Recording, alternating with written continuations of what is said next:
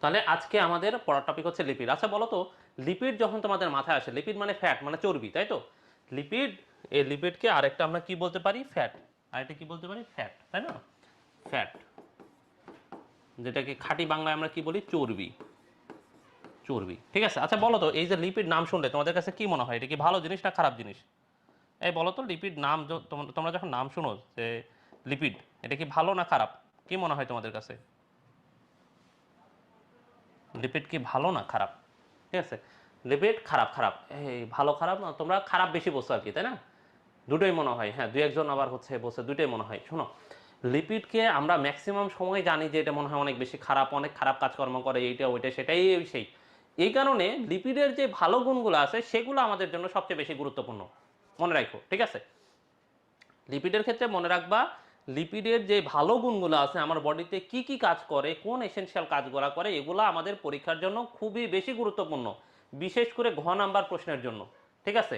বিশেষ করে ঘ নাম্বার প্রশ্নের জন্য এইটা খুবই বেশি গুরুত্বপূর্ণ যে লিপিডের ভালো দিক কী কী আছে, কী কী কাজ করে। হ্যাঁ, লিপিড ছাড়া কিন্তু আমাদের দেহের অনেক কিছু হইতো না, ঠিক আছে? আমরা ভাবি যে লিপিড মানেই খারাপ। লিপিড ম্যাক্সিমাম ক্ষেত্রেই ভালো, কিছু দুই একটা জায়গায় আছে যখন আমরা অতিরিক্ত লিপিড খেয়ে ফেলি, এই অতিরিক্ত লিপিড এসে আমাদের বডির বিভিন্ন জায়গায় জমা হয় এবং আমাদের বিভিন্ন ধরনের করোনারি আর্টারি ডিজিজ বলো, সেরেব্রোভাস্কুলার ডিজিজ বলো, ঠিক আছে, এই ডিজিজগুলা তৈরি করে আর কি, ঠিক আছে? এই ডিজিজগুলোর কারণ হচ্ছে এই জায়গাগুলোতে লিপিড জমে যায়, ঠিক আছে? দেখা যায় যে আমাদের এই যে রক্তনালীগুলো আছে, এই রক্তনালীর যে প্রাচীরগুলো আছে, এই প্রাচীরগুলোতে লিপিড জমে যায়, যে কি হয় রক্তনালী সরু হয়ে যায়, দিয়ে কি হয় রক্ত আর যাইতে পারে না ঠিকঠাক মতো। তাহলে ঝামেলা না? দেখো, একটা জায়গা দিয়ে, একটা ড্রেন দিয়ে যখন আগে 5 লিটার রক্ত যাচ্ছিল, পরে আমি ওই ড্রেনটাকে যদি শুরু করে দিই, ওইখান দিয়ে আবার 5 লিটার রক্ত আমি যখন ফ্লো করতেছি, তখন কি রক্ত 5 লিটার যাইতে পারবে? পারবে না তো, ঠিক আছে? রক্তের পথ যখন শুরু হয়ে যাবে তখন রক্ত কম যাবে।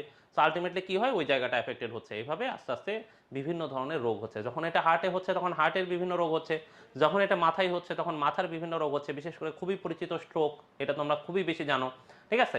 আবার ধরো এটা যখন কিডনিতে হচ্ছে তখন এটা কিডনির সমস্যা হচ্ছে, ঠিক আছে? এরকম বিভিন্ন জায়গায়। তবে কিডনি টিডনি এটা বেশি কমন না, কমন হচ্ছে আমাদের হার্টে এবং হচ্ছে মাথায়, এই দুই জায়গায় বেশি কমন, ঠিক আছে? তাহলে আসো আমরা এই লিপিড টিপিড নিয়ে আর একটু আলাপ আলোচনা করি। এগুলো তো হচ্ছে আমাদের প্র্যাকটিক্যাল জীবনে গেল, মানব জীবনের সাথে রিলেটেড, কিন্তু এই জিনিসটা কি এটা আগে আমরা একটু জানা দরকার তো, তাই না? তাহলে লিপিড হচ্ছে, আচ্ছা ধরো তোমরা হচ্ছে ইয়াতে পড়ছো কিনা একটা জিনিস বলো তো, তোমরা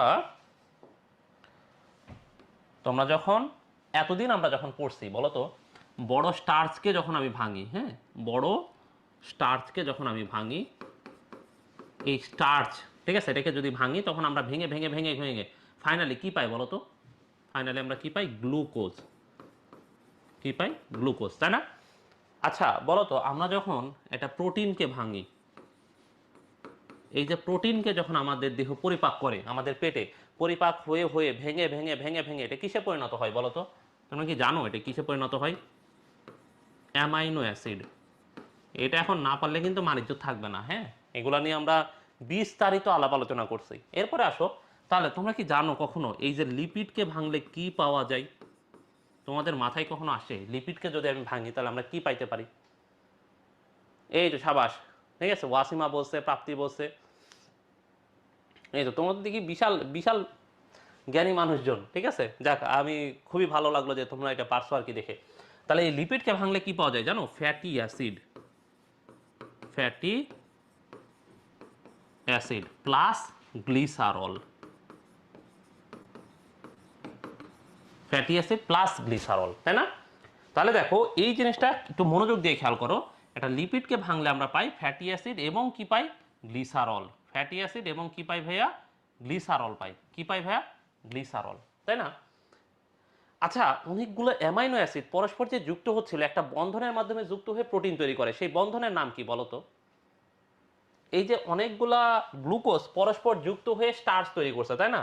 তাহলে এই গ্লুকোজের মাঝখানে একটা বন্ধন আছে, এই বন্ধনের নাম কি বলো তো ভাইয়া? এই বন্ধন দুইটার নাম কি ছিল? এখানে যে বন্ধন ছিল গ্লুকোজের মধ্যে, এই বন্ধনের নাম ছিল গ্লাইকোসাইটিক, তাই না? গ্লাইকোসাইটিক বন্ধন, তাই না? এবার বলো তো, অনেকগুলো অ্যামাইনো অ্যাসিড পরস্পর যুক্ত হয়েছিল, এখানে কি বন্ধন বলো তো? পেপটাইড বন্ধন। পেপটাইড বন্ধন, তাই না? এবার বলো তো, তাহলে অনেকগুলো ফ্যাটি অ্যাসিড এবং গ্লিসারল পরস্পর যুক্ত হয়ে কি তৈরি করবে? লিপিড। কারণ আমরা কি বলছি, দেখো লিপিডকে ভাঙলে আমরা কি পাই, ফ্যাটি অ্যাসিড এবং গ্লিসারল। দেখো ভাইয়া, লিপিডকে আমরা ভাঙলে কি পাচ্ছি, ফ্যাটি অ্যাসিড এবং গ্লিসারল, তাই না? তাহলে বলো তো লিপিড কি দিয়ে গঠিত, ফ্যাটি অ্যাসিড এবং গ্লিসারল দিয়ে। তাহলে ফ্যাটি অ্যাসিড এবং গ্লিসারলের মাঝখানে কোনো বন্ধন থাকবে কিনা বলো তো? এই যে ফ্যাটি অ্যাসিড এবং গ্লিসারল, এদের মাঝখানে কোনো বন্ধন থাকবে কিনা তোমাদের কাছে কি মনে হয়? বন্ধন থাকবে না? অবশ্যই থাকবে। তাহলে লিপিডে কি বন্ধন থাকে? আমরা তো গ্লাইকোসাইটিক বন্ধন বলছি, পেপটাইড বন্ধন বলছি, তাহলে এখানে কি বন্ধন থাকে এইটা তো আমরা জানি না, তাই না? এই যে সাবিকুন নাহার স্বপ্না জানে, ঠিক আছে? তাহলে এই যে ফ্যাটি অ্যাসিড এবং গ্লিসারল পরস্পর অ্যাস্টার বন্ধনের মাধ্যমে যুক্ত হয়। কি বন্ধন? অ্যাস্টার, ঠিক আছে? ওই যে তোমাদেরকে আমি কার্বোহাইড্রেট পড়ানোর সময় মনে আছে বলছিলাম যে এরা অ্যাসিডের সাথে মিলে অ্যাস্টার গঠন করে। মনে না পড়াটাই স্বাভাবিক, যদি মনে পড়ে তাহলে তো খুবই ভালো, আলহামদুলিল্লাহ। আর মনে না পড়লে হতাশ হয়ে যাওয়ার কোনো কারণ নাই, কারণ একটু পরে আমরা অ্যাস্টার বন্ধন দেখাবো, ঠিক আছে? তাহলে দেখো ফ্যাটি অ্যাসিড এবং গ্লিসারলগুলা পরস্পর যে একটা বন্ধনের মাধ্যমে যুক্ত হয়, সেই বন্ধনের নাম হচ্ছে অ্যাস্টার বন্ধন। কি বন্ধন? কি বন্ধন? অ্যাস্টার। কি বন্ধন ভাইয়া? অ্যাস্টার। ফারজানা বলছে আজকে সে প্রথম হয়েছে এবং প্রিভিয়াস ক্লাসগুলো কোথায় পাবে? ভাইয়া তুমি রেটিনা এলএমএস ওয়েবসাইটে লগ ইন করছো কিনা জানি না, যদি লগ ইন করে থাকো তাহলে ওইখানেই সবগুলা ক্লাস পাবা, টেনশনের কিছু নাই। হ্যাঁ, একটু ধীরে সুস্থে আজকের আপাতত এই ক্লাসগুলো করো, সবগুলা ক্লাস ওইখানে আপলোড দেওয়া আছে, ওইখানে লিঙ্ক আছে, তুমি ওইখান থেকে দেখে নিতে পারবা, ঠিক আছে? তাহলে দেখো ফ্যাটি অ্যাসিড এবং গ্লিসারল পরস্পর যুক্ত হলো কি বন্ধনে ভাইয়া? অ্যাস্টার বন্ধন, ঠিক আছে? তাহলে আমরা কি বলতে পারি বলো তো, লিপিডের মধ্যে কি বন্ধন আছে? অ্যাস্টার বন্ধন, ঠিক আছে? তাহলে এই অ্যাস্টার বন্ধনটা আমরা একটু দেখে ফেলি, ফ্যাটি অ্যাসিড এবং গ্লিসারলটাও আমরা দেখে ফেলি, ঠিক আছে? তাহলে আসো আমরা যদি একটা গ্লিসারল দেখি, হ্যাঁ, গ্লিসারলের সাধারণ সংকেত কেমন জানো? এটা গ্লিসারলের সংকেত হচ্ছে এই যে এরকম, তোমরা একটু দেখো, ভয় পেয়ে যাও না, ঠিক আছে?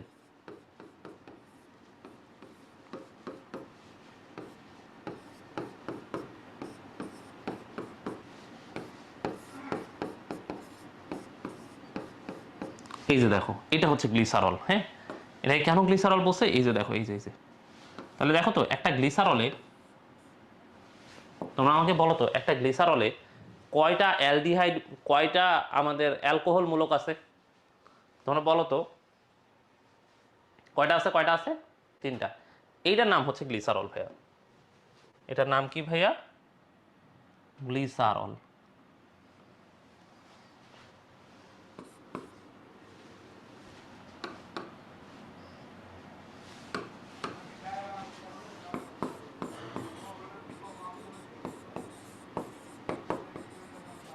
গ্লিসারল, হ্যাঁ, কি নাম ভাইয়া? গ্লিসারল। ওকে, এবার আসো আমরা এখানে কিছু কথাবার্তা বলবো। এখন আমরা কি বলছি, গ্লিসারলের সাথে কি যুক্ত হবে বলো তো ভাইয়া? শুরুতে আমরা কিছু কনসেপচুয়াল জিনিসপত্র আলাপ আলোচনা করতেছি আর কি। হ্যাঁ, একটু দেখো, তিনটা গ্লিসারল আছে। এই যে গ্লিসারলের সাথে কে যুক্ত হয় জানো? অ্যাসিড। অ্যাসিড কে? Fatty acid. তাহলে দেখো তো যদি আমরা এরকম কোনো একটা জিনিস লিখি, এটাকে তুমি অ্যাসিড বলবা কিনা দেখো তো ভাইয়া? আর COOH, এটা কি বলো তো? এটা একটা অ্যাসিড কিনা? জৈব অ্যাসিড না? হ্যাঁ হ্যাঁ হ্যাঁ, এটা তো একটা জৈব অ্যাসিড, তার মানে ফ্যাটি অ্যাসিড। আর ফ্যাটি অ্যাসিড যুক্ত করবো। আচ্ছা, এটাকে আর না দিয়ে আমি এরকম দিতে পারি কিনা ভাইয়া বলো তো? CH3, CH2, CH2, CH2, COOH, এরকম বলতে পারি কিনা ভাইয়া বলো তো? বলতে পারি না? বলতে তো পারি, তাই না? তাহলে দেখো তো এটাকে আমরা এভাবে না লিখে এরকম লিখতে পারি কিনা ভাইয়া?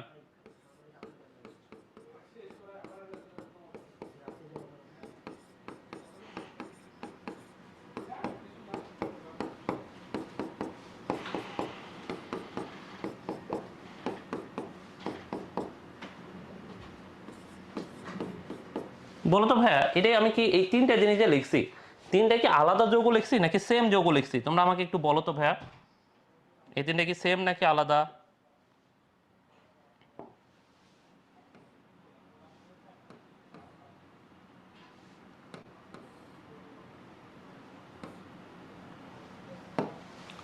বলো তো এই তিনটা জিনিস কি সেম নাকি আলাদা? সেম, তাই না?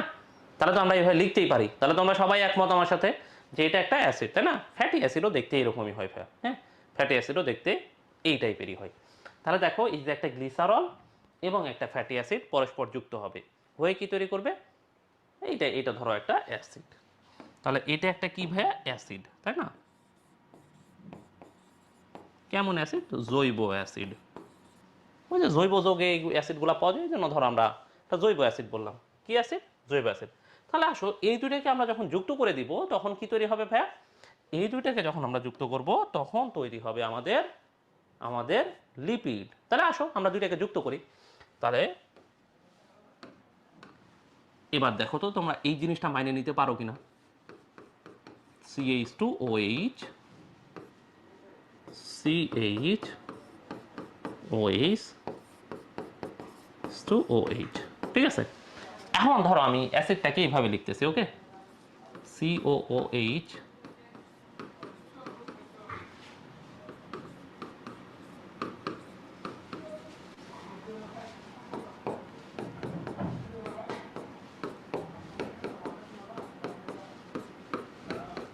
এই সবগুলোতে হাইড্রোজেন আছে, হ্যাঁ সবগুলোতে কি আছে? হাইড্রোজেন। ওই যে CH2, দেখো তো আমি কি আলাদা কিছু লিখছি নাকি সেম জিনিসটাই লিখছি?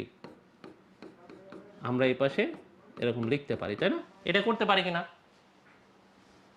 বলো তো? এরকম দিতে পারি না? পারি তো, পারি তো, পারি না? পারি না? এই তোমরা কি একমত আমি কি এভাবে দিতে পারি? তাহলে এটা একটা ফ্যাটি অ্যাসিড, তাহলে এটা গ্লিসারল, আর এটা একটা কি ভাইয়া? এইটা হচ্ছে একটা ফ্যাটি অ্যাসিড। কি অ্যাসিড? ফ্যাটি। ধরো ফ্যাটি অ্যাসিড, ঠিক আছে, এটা হচ্ছে একটা ফ্যাটি অ্যাসিড। তাহলে এখন আমরা এই যে গ্লিসারল এবং এই ফ্যাটি অ্যাসিডকে, ঠিক আছে, গ্লিসারল আর এই ফ্যাটি অ্যাসিড যে পরস্পর যুক্ত হয়ে এস্টার বন্ধন তৈরি করবে, এটা কিভাবে তৈরি করবে এইটা এখন আমরা দেখব। আচ্ছা ভাইয়া তোমরা একটা জিনিস আমাকে দেখাও তো, একটু বলো তো যে এইটা এরকম কিনা, এই যে COOH এটাকে আমি এইভাবে না লিখে এভাবে লিখতে পারি কিনা?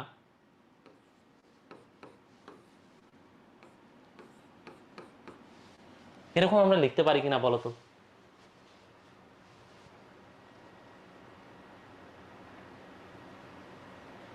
পারি পারি পারি পারি না? পারি না? পারি তো, তাই না? এবার দেখো তো, তোমরা যে গ্লাইকোসাইটিক বন্ধনে পড়ছিলা, একটা OH আর একটা OH এসে যখন যুক্ত হয়, মনে আছে কিনা তোমাদের যে OH মাইনাস প্লাস যখন OH মাইনাস, তখন কি হচ্ছিল বলো তো? একটা পানি বের হয়ে যাচ্ছিল আর একটা অক্সিজেন থেকে যাচ্ছিল, তাই না? তাই না? তাই না? তাই না? তাই না? তাই না? তাহলে দেখো এখান থেকে কি হবে, বন্ধনটা খুবই সহজ সরল বন্ধন। এখান থেকে দেখো এই যে হাইড্রোজেনটা, ধরো একটা হাইড্রোজেন এখানে দিয়ে দাও, তাহলে এটা OH2 মানে কি? পানি, তাই না? OH2 মানে দেখো এটা এখন কি হয়ে গেছে? H2O। বলো তো H2O এর কি কোনো হাত আছে? তাহলে আমরা কি করছি ভাইয়া, এখান থেকে এই হাইড্রোজেনটাকে পাঠাই দিছি, তাই না? এখান থেকে আমরা এই হাইড্রোজেনটাকে পাঠাই দিছি। এই হাইড্রোজেন পাঠানোর কারণে এখানে এটা কি হয়েছে ভাইয়া দেখো তো, OH2 মানে তো H2O, বলে H2O হয়ে সে এই যে উপরে চলে গেছে, ঠিক আছে? H2O হয়ে সে এই যে দেখো উপরে চলে গেল। এখন বলো তো পানির কি কোনো হাত আছে যে এখানে লেগে থাকবে? সে তো থাকবে না। দেখো এখন এই যে অক্সিজেন, এই অক্সিজেনের একটা হাত ফাঁকা আছে না? একটা হাত দেখো এই যে কার্বনের সাথে যুক্ত আছে, আরেকটা হাত তো ফাঁকা, তাই না? তাই না? তাই না? আরেকটা হাত কি? ফাঁকা। তাহলে এই আরেকটা হাত দেখো এই অক্সিজেনের এই যে এখানে এসে যুক্ত হয়ে যায়, ঠিক আছে? এই যে দেখো এখানে, তাহলে এখানে একটা কি তৈরি হলো ভাইয়া? অ্যাস্টার বন্ধন। কি বন্ধন ভাইয়া? অ্যাস্টার বন্ধন। কি বন্ধন? তাহলে এখানে যে একটা বন্ধন তৈরি হলো, এই বন্ধনটাকে আমরা কি বলবো ভাইয়া? অ্যাস্টার। এই তোমরা কি এই বন্ধনটা বুঝছো? আমরা এই বন্ধন নিয়ে বেশি কথা বলতেছি না, কারণ এর আগে আমরা এই বন্ধন নিয়ে অনেক আলাপ আলোচনা করছি। তোমরা কি বুঝছো কিনা? ঠিক আছে, কারণ আমরা গ্লাইকোসাইটিক বন্ধনে এই বন্ধন নিয়ে অনেক কথা বলছি, যে একটা ওয়েস আর একটা ওয়েস এসে যুক্ত হইলো, ঠিক আছে? এখন এই জিনিসটা তোমাদের বইয়ে আমি দেখাই, তোমাদের বইয়ে আছে একটু পরে।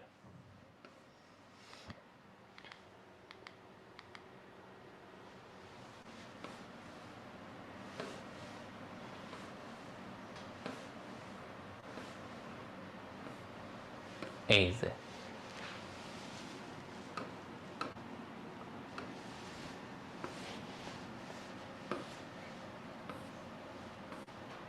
শোনো, এখানে অনেকগুলো দেখে তোমাদের ভয় লাগবে, কোনো ভয় পাওয়ার কিছু নাই। তুমি শুধু এই জিনিসটা দেখো তো, তুমি এইটা বুঝো কিনা, ঠিক আছে? ভয়টাই পাওয়ার কিছু দরকার নাই, হ্যাঁ? এই দেখো COOH ছিল না? এই দেখো কার্বনের সাথে এই যে এখানে একটা অক্সিজেন দিয়ে দেখো এই যে CH2 এটার সাথে বন্ধন তৈরি করছে। আমরা যেই জিনিসটাকে এইভাবে সোজাসুজি দেখাইছি, ঠিক আছে, এটা হচ্ছে গ্লিসারল। শোনো, এইটা হচ্ছে গ্লিসারল, এই যে ওপরের এটা হচ্ছে গ্লিসারল, আর নিচের যেই চেনটা দেখতেছো এটা ফ্যাটি অ্যাসিডের চেন। তাহলে ওপরের এটা হলো গ্লিসারল, আর নিচে যেটা দেখতেছো এটা হলো ফ্যাটি অ্যাসিড।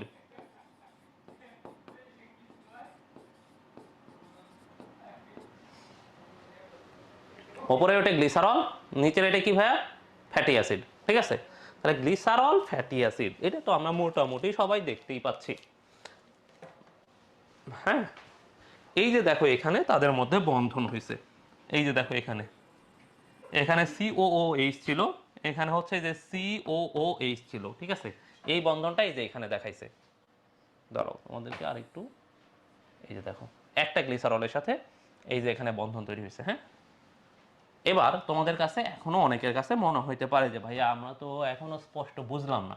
আচ্ছা দাঁড়াও, তোমাদেরকে আমি আরো ভালো মতো বুঝিয়ে দিচ্ছি। এদিকে আসো, এখানে তো একটা করছি তাই না? তাহলে বলো তো গ্লিসারলের সাথে এখানে কয়টা ফ্যাটি অ্যাসিড যুক্ত হয়েছে? ঠিক আছে, বলো তো এখানে কয়টা ফ্যাটি অ্যাসিড যুক্ত হয়েছে? একটা, তাই না? আচ্ছা বলো তো এই একটা ওইসের সাথে একটা ফ্যাটি অ্যাসিড যদি যুক্ত হয়, এখানে ওইস মূলক আছে কয়টা? বলো তো এখানে ওইস মূলক আছে কয়টা? দুইটা, তিনটা, টোটাল তিনটা, তাই না? আরো ফাঁকা আছে দুইটা। তাহলে আরো কয়টা ফ্যাটি অ্যাসিড এখানে যুক্ত হইতে পারে বলো তো? আরো দুইটা। তাহলে বলো তো একটা গ্লিসারলের সাথে কয়টা ফ্যাটি অ্যাসিড যুক্ত হইতে পারে? তোমাদের কাছে কি মনে হয় একটা গ্লিসারলের সাথে কয়টা ফ্যাটি অ্যাসিড যুক্ত হইতে পারে? তিনটা, তাই না? এই তো সাবাস, হ্যাঁ হ্যাঁ হ্যাঁ, এই তো সাবাস। এবার আসো, তাহলে আমরা এখানে আরো একটা যুক্ত করি ওই রকমই। হ্যাঁ, ধরো এই যে COOH, আচ্ছা COOH আর না দিই, হ্যাঁ, সি ডাবল বন্ড ও, আর একটা হচ্ছে OH। ঠিক আছে, এইভাবে ধরো অনেকগুলা সি গেছে, পরে হচ্ছে লাস্টে ধরো CH3। ঠিক আছে, পুরাটার সাথে ডাবল বন্ডে কি আছে? Hydrogen, hydrogen, hydrogen, hydrogen, hydrogen. এই তোমরা কি বুঝতেছো নাকি মনে হচ্ছে আমি অন্য কিছু পড়াইতেছি? ঠিক আছে, ধরো এইভাবে হাইড্রোজেন গুলো যুক্ত আছে। ঠিক আছে, তা দেখো তো এখানে আবার বন্ধন তৈরি হবে না? দেখো তো এই জায়গাটাতে, এই জায়গাটাতে এই যে দুইটা OH আবার বন্ধন তৈরি করবে না? করবে কিনা বলো তো? হ্যাঁ, এরা আবার বন্ধন তৈরি করবে। আবার বন্ধন তৈরি করলে কি হবে বলো তো? এখান থেকে একটা পানি বের হয়ে যাবে। তাহলে এখানে আরেকটা পানি বাইর করে দাও। ঠিক আছে, তাহলে এখান থেকে যদি পানি একটা আউট হয়ে যায়, মাঝখানে অক্সিজেন দিয়ে দেখো এটা এবং এটা যুক্ত থাকতেছে, তাই না? তাহলে দেখো এখানে আরেকটা পেপটাইড বন্ধন হয়েছে, সরি এখানে আরেকটা অ্যাস্টার লিঙ্কেজ হয়েছে, এই যে এখানে, তাই না? অ্যাস্টার বন্ধন বা অ্যাস্টার লিঙ্কেজ বলতেছি আমরা। এরপরে আসো এখানে যদি আমরা আরেকটা যুক্ত করি এরকম,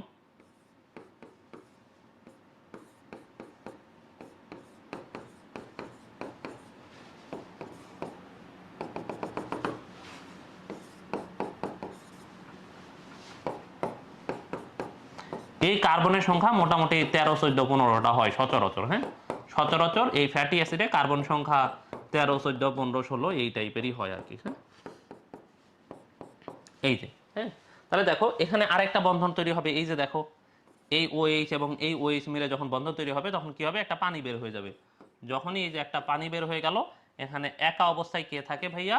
এখানে একা একা কে থাকে? একা একা থাকে অক্সিজেন।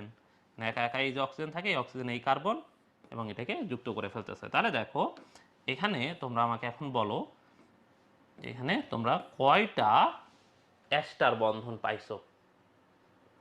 বলো তো কয়টা অ্যাস্টার বন্ধন পাইছো? তিনটা। কয়টা কয়টা ভাইয়া?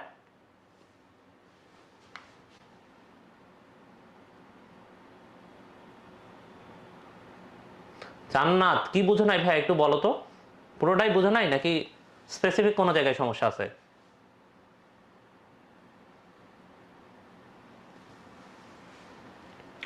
ঠিক আছে, তাহলে দেখো মোটামুটি এই যে ফ্যাটি অ্যাসিডগুলো যুক্ত হচ্ছে, তাই না? তাহলে এটা একটা ফ্যাটি অ্যাসিড। তাহলে বলো তো একটা গ্লিসারলের সাথে কয়টা ফ্যাটি অ্যাসিড যুক্ত হয়েছে? একটা গ্লিসারলের সাথে কয়টা ফ্যাটি অ্যাসিড যুক্ত হয়েছে? কয়টা কয়টা? তিনটা। কয়টা ভাইয়া? তিনটা। কয়টা? তিনটা। হ্যাঁ, তাহলে এটা হচ্ছে এই যে একটা ফ্যাটি অ্যাসিড। জান্নাতের জন্য আমরা আরেকবার একটু বলতেছি আর কি, শোনো। তাহলে এটা হচ্ছে একটা গ্লিসারলের সংকেত। হ্যাঁ, খেয়াল করে দেখো, এইটা হচ্ছে একটা গ্লিসারলের সংকেত।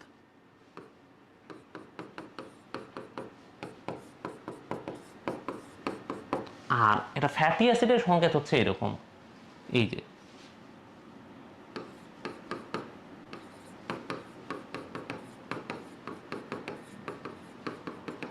এরকম বেশ কয়েকটা, ধরো 10-12টা CH2 থাকবে, তারপরে COOH, এইটা হচ্ছে ফ্যাটি অ্যাসিড। ঠিক আছে, তাহলে এই যে গ্লিসারল এবং ফ্যাটি অ্যাসিডে পরস্পর যুক্ত হয়, হয়ে তো এস্টার বন্ধন তৈরি করে। তো এখানে গ্লিসারল ফ্যাটি অ্যাসিডের কে কে যুক্ত হয় ভাইয়া? তোমরা মনে রাখবা, গ্লিসারলের OH মূলক যুক্ত হয়, আর ফ্যাটি অ্যাসিডের COOH এই মূলকটাই যুক্ত হয়। তোমাদের কার্যকরী মূলক আমি পড়াইছিলাম, মনে আছে কিনা? এই যে বলছিলাম যে কেউ যখন বন্ধন তৈরি করে তখন বন্ধনের সময় কারা এসে যুক্ত হয় পরস্পর? কারা কারা এসে যুক্ত হয় বলতো? কার্যকরী মূলক যেই আছে এই কার্যকরী মূলকগুলাই এসে যুক্ত হয়। তো এখানে দেখো এই যে গ্লিসারল, নামের মধ্যে আছে অল, অল মানে অ্যালকোহল বোঝায়। ঠিক আছে, নামের সাথে দেখো কি লেখা আছে? গ্লিসারল। গ্লিসারল অল, অল মানে অ্যালকোহলকে রিপ্রেজেন্ট করে। তাহলে এখানে এর সাথে কি আছে? এই যে দেখো অ্যালকোহল, তার মানে কি ওএইচ মূলক। আর এই যে অ্যাসিড, অ্যাসিড মূলকটাই তো হচ্ছে এইটা। তো এই যে অ্যাসিড মূলক, এরাই পরস্পর যুক্ত হবে। তাহলে এরা যখন যুক্ত হবে তখন এই যে এখানে কি হয়? একটার OH আর একটা COOH কিভাবে যুক্ত হয় ভাই? এইটা আমি দেখালাম। ধরো আমি নিচে একটা দেখাচ্ছি আর কি। হ্যাঁ, ধরো এখানে যদি এরকম হয়, তাহলে একটা কার্বনের সাথে, ধরো এখানে আমরা যদি একটা ফ্যাটি অ্যাসিড যুক্ত করি, খেয়াল করো ভাই, একটা ফ্যাটি অ্যাসিডের সাথে এই যে এইভাবে, এই, তাহলে দেখো আমরা এই যে ফ্যাটি অ্যাসিড, ভালো মতো খেয়াল করে দেখো তো, এখানে কি আমরা ওই অ্যাসিডটাকে লিখছি না? COOH, দেখো এখানে একটা COOH, COOH কে আমরা এভাবে, এভাবে, এই যে দেখো আমরা এভাবেও লিখতে পারি। আবার আমরা কি করতে পারি? এই যে কার্বনের সাথে দুইটা অক্সিজেন আর একটা OH মূলক আছে, তার মানে কি হচ্ছে? COOH, তাই না? COOH এভাবে লিখতে পারি না? এবার কি তোমরা এই যে অ্যাসিডটাকে আমরা যে ভেঙে লিখছি, এটা তোমরা বুঝছো কিনা? এই তোমরা আমাকে বলো, অ্যাসিডটাকে যে আমরা ভেঙে লিখছি এটা তোমরা কি বুঝছো সবাই? যদি এটা বুঝে থাকো তাহলে এইভাবে ধরো অনেকগুলা কার্বন থাকবে, লাস্টে ধরো CH3। তাহলে প্রত্যেকটার সাথে, প্রত্যেক কার্বনের সাথে এই যে দেখো এই বাকি হাতগুলো হাইড্রোজেন দ্বারা পূর্ণ হয়ে যাচ্ছে। কি দ্বারা পূর্ণ হচ্ছে? হাইড্রোজেন দ্বারা। ঠিক আছে, এই পরীক্ষায় আসে না। ঠিক আছে, এখন পর্যন্ত পরীক্ষায় আসে না। তোমরা জাস্ট একটু গঠনটা দেখো, দেখে অনেক বেশি কঠিন তো না, জিনিসটা তো সোজা। ঠিক আছে, এখন দেখো এখানে এই যে এই ওএইচ আর এই ওএইচ যুক্ত হবে, তাহলে এই ওএইচ ও ওএইচ যদি যুক্ত হয়, খেয়াল করো ভাইয়া কি হবে? যে কোনো একটা থেকে একটা হাইড্রোজেন চলে আসবে। মনে করো এই হাইড্রোজেনটা এখানে চলে আসছে, তাহলে এটা কি হবে? OH2। OH2 মানে কি? H2O। OH2 মানে H2O না? তাহলে এই যে H2O, H2O তো বাইরে হয়ে গেছে। তাহলে এখানে এই হাতটা দেখো ফাঁকা, আবার এই হাইড্রোজেনও তো চলে গেছে ওই পাশে। তাহলে এখানে দেখো অক্সিজেনটা ফাঁকা পড়ে আছে। বুঝছো? দেখো এখানে অক্সিজেনটা ফাঁকা পড়ে আছে। এই যে এখানে OH2 ছিল, সেই OH2 তো এখন এখানে, এই যে এই জায়গায়। তাহলে এই যে অক্সিজেন ফাঁকা আছে, অক্সিজেনের একটা হাত ফাঁকা, এ পাশে দেখো কার্বনের একটা হাত ফাঁকা। তো এরা বলে যে আমরা ফাঁকা থেকে কি করবো, আসো আমরা বন্ধন তৈরি করে ফেলি। এই যে এখানে একটা বন্ধন, এই যে কার্বন, এই যে এই পাশের কার্বন, এই পাশের কার্বন, মাঝখানে অক্সিজেন দিয়ে বন্ধন তৈরি করলো। এবং এই যে এখানে যে বন্ধনটা তৈরি হলো, এই বন্ধনটাকে বলা হয় অ্যাস্টার বন্ধন। এবার বলো তোমরা কি এবার অ্যাস্টার বন্ধনটা ভালো মতো বুঝছো? না, ফ্যাটি অ্যাসিডে কার্বন সংখ্যা নির্দিষ্ট না ভাইয়া। ওই যে কার্বন সংখ্যা বিভিন্ন রকম হইতে পারে, এই জন্য তো ফ্যাটি অ্যাসিডও নির্দিষ্ট না। ফ্যাটি অ্যাসিড তো প্রকৃতিতে অনেক ধরনের আছে। ঠিক আছে, অনেক ধরনের, অনেকগুলো ফ্যাটি অ্যাসিড আছে, এক একটা এক এক রকম। বোঝা গেছে? এই তোমরা কি সবাই বুঝছো কিনা? এবার এবার আসো, আমরা এই জিনিসটাই সংক্ষিপ্ত ফর্ম, এই জিনিসটাই একটু বড় করে আমরা এখানে তিনটা ফ্যাটি অ্যাসিড যুক্ত করছি। একটা গ্লিসারলের সাথে কয়টা ফ্যাটি অ্যাসিড যুক্ত করছি ভাইয়া? তিনটা। কয়টা ভাইয়া? কয়টা? তিনটা ফ্যাটি অ্যাসিড যুক্ত করছে। হ্যাঁ, তাহলে এই যে দেখো একটা গ্লিসারলের সাথে তিনটা ফ্যাটি অ্যাসিড যুক্ত আছে জন্য এই জিনিসটার নাম কি জানো? ফ্যাটি অ্যাসিড এবং গ্লিসারলের যুক্ত হয়ে যেই জিনিস তৈরি করে সেটার নাম কি? চর্বি, তাই তো? ফ্যাট। সেটা কি? এরা চর্বি বা ফ্যাট। কিন্তু এই ফ্যাটের নাম কি জানো? তিনটা আছে জন্য ট্রাই। আর গ্লিসারলের সাথে তিনটা কি আছে? ফ্যাটি অ্যাসিড, এর জন্য এটার নাম ট্রাইগ্লিসারাইড।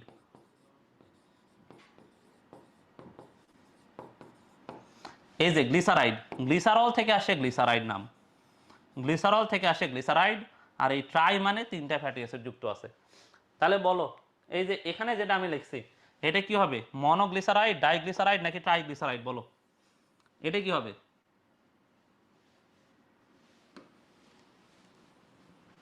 মনোগ্লিসারাইড, ডাইগ্লিসারাইড নাকি ট্রাইগ্লিসারাইড? এটা কি হবে? যদি আগেরটা বুঝে থাকো তাহলে তুমি এটা বলতে পারবা।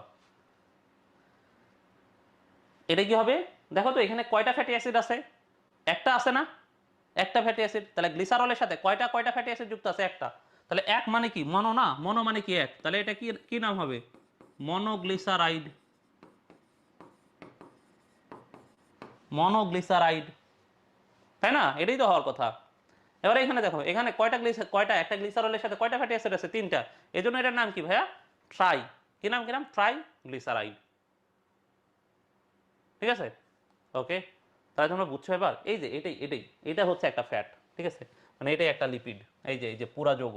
তাহলে বলো তো, এই যে লিপিড যে যৌগ তুমি পাইলা, যে লিপিড পাচ্ছ, এই লিপিডের মধ্যে কার্বন, হাইড্রোজেন, অক্সিজেন বাদে আর কিছু আছে? তাহলে বলো তো লিপিড কি দিয়ে গঠিত হবে? তাহলে তোমাদেরকে যদি কোশ্চেন করি যে লিপিড কি দিয়ে গঠিত হবে, বলো তো ভাইয়া যে লিপিড কি দিয়ে গঠিত হবে? হাই হাই, তোমরা তো কেউ কথা বলো না, সবাই এত চুপচাপ কেন? তাই নাকি? কি তোমাদের মন খারাপ নাকি? তাহলে কার্বন, হাইড্রোজেন, অক্সিজেন দিয়ে গঠিত হবে, তাই না? এই কথাটাই দেখো এখানে বলা আছে। লিপিড দেখো, এই যে কার্বন, এই যে দেখো হাইড্রোজেন এবং অক্সিজেনের সমন্বয়ে গঠিত। একটু পরে আমি তোমাদেরকে বই দেখাই দিব আবার আমরা কি পড়ছি। তাহলে লিপিড কি কি দিয়ে গঠিত ভাইয়া?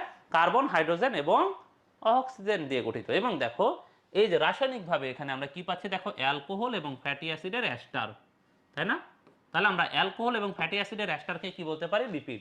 যেটা আমরা একটু আগে দেখলাম, অ্যালকোহল এবং ফ্যাটি অ্যাসিড পরস্পর যুক্ত করলাম, যুক্ত করে যে বন্ধন হয়েছে, যেই বন্ধনের মাধ্যমে যুক্ত হয়েছে সেই এস্টার বন্ধনও দেখলাম, যুক্ত করে যে যৌগটা তৈরি হয় সেই যৌগটাও দেখলাম, আমরা লিপিডও দেখে আসি, তাই না?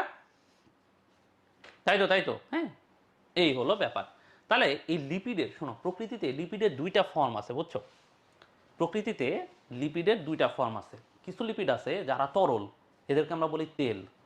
আর কিছু লিপিড আছে যারা কঠিন, এদেরকে বলি আমরা চর্বি। তাহলে বলো তো ভাইয়া লিপিডের কয়টা ফর্ম আছে? এই তোমরা আমাকে একটু বলো তো ভাইয়া লিপিডের কয়টা ফর্ম আছে? দুইটা ফর্ম। কয়টা ফর্ম? দুইটা। তাহলে এইটা আমরা কিভাবে নির্ণয় করি? 20 ডিগ্রি সেলসিয়াস তাপমাত্রা।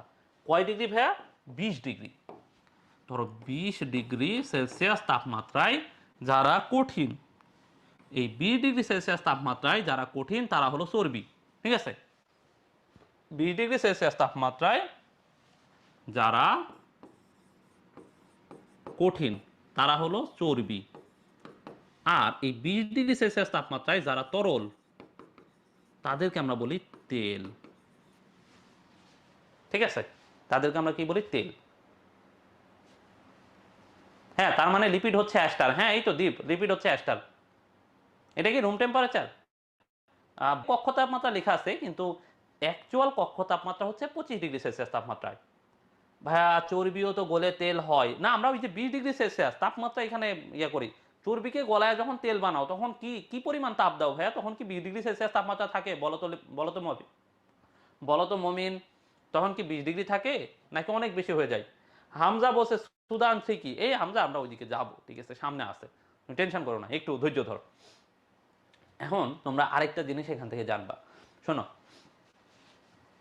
লিপিডের ক্ষেত্রে লিপিডের নির্দিষ্ট কোনো গলনাঙ্ক নাই। মনে রাখবা, লিপিডের নির্দিষ্ট কোনো গলনাঙ্ক নাই। ঠিক আছে, লিপিডের এই যে দেখো ফ্যাটি অ্যাসিডের এই যে চেইন, এই চেইন যত বড় হবে তার আণবিক ওজন তত বাড়তে থাকবে, তার গলনাঙ্ক তত বেশি হবে। ঠিক আছে, তাহলে দেখো এই লিপিডের যে চেইন, দেখো ফ্যাটি অ্যাসিডের চেইন যত বড় হবে তার আণবিক ওজন বাড়বে না কমবে? বলো তো। এই চেনে মনে করো 5টা কার্বন, আবার ধরো এই চেনে ধরো 50টা কার্বন। বলো কার আণবিক ওজন বেশি? যার 5টা কার্বন সে, নাকি যার 50টা কার্বন বেশি? যার 50টা। তাহলে লিপিডের ক্ষেত্রে কি হয়? আণবিক ওজন বাড়ার সাথে সাথে লিপিডের গলনাঙ্ক বাড়ে। গলনাঙ্কের সাথে তেল আর চর্বির সম্পর্ক আছে কিনা বলো তো ভাইয়া? তোমরা এখন আমাকে একটু বলো তো ভাইয়া, যে গলনাঙ্কের সাথে তেল আর চর্বির কোনো সম্পর্ক আছে কিনা? তোমাদের কাছে কি মনে হয়, কি সম্পর্ক বলো তো? যার গলনাঙ্ক বেশি সে কি তেল নাকি চর্বি? তোমরা বলো তো, যার গলনাঙ্ক বেশি সে কি তেল নাকি চর্বি? যার গলনাঙ্ক বেশি। আর যার গলনাঙ্ক কম সে কি তেল নাকি চর্বি? যার গলনাঙ্ক কম, ঠিক আছে, সে তো গলে থাকবে, তাই না? এই জন্য তো তারা তেলগুলা গলে থাকে না। এই যে ধরো সয়াবিন তেল, তুমি জীবনে দেখছো সয়াবিন তেল জমে গেছে? এই যে শীতকাল, এখন যে শীতকাল, শীতকালে মনে হয় নাকি যে রাতের বেলা শীত অনেক বেশি পড়ছে এবং সয়াবিন তেলটা জমে গেছে? এরকম হয়েছে কখনো? হয় না তো, তাই না? তো যাদের গলনাঙ্ক, ওদের গলনাঙ্ক কম, তো এই কারণে ওরা এইভাবে জমে থাকে। নারিকেল তেল তো জমে গেছে, এই নারিকেল তেল কিন্তু তেল না। নারিকেল আসলে, নারিকেল তেল ওটাকে আমরা তেল বলি, কিন্তু নারিকেল আসলে চর্বি, ওটা আমরা বলবো। জান্নাত একটু ধৈর্য ধরো। এই নারিকেল তেলের কথা এখন বইলো না, নারিকেল তেল আর পাম অয়েলের কথা বইলো না, ঠিক আছে?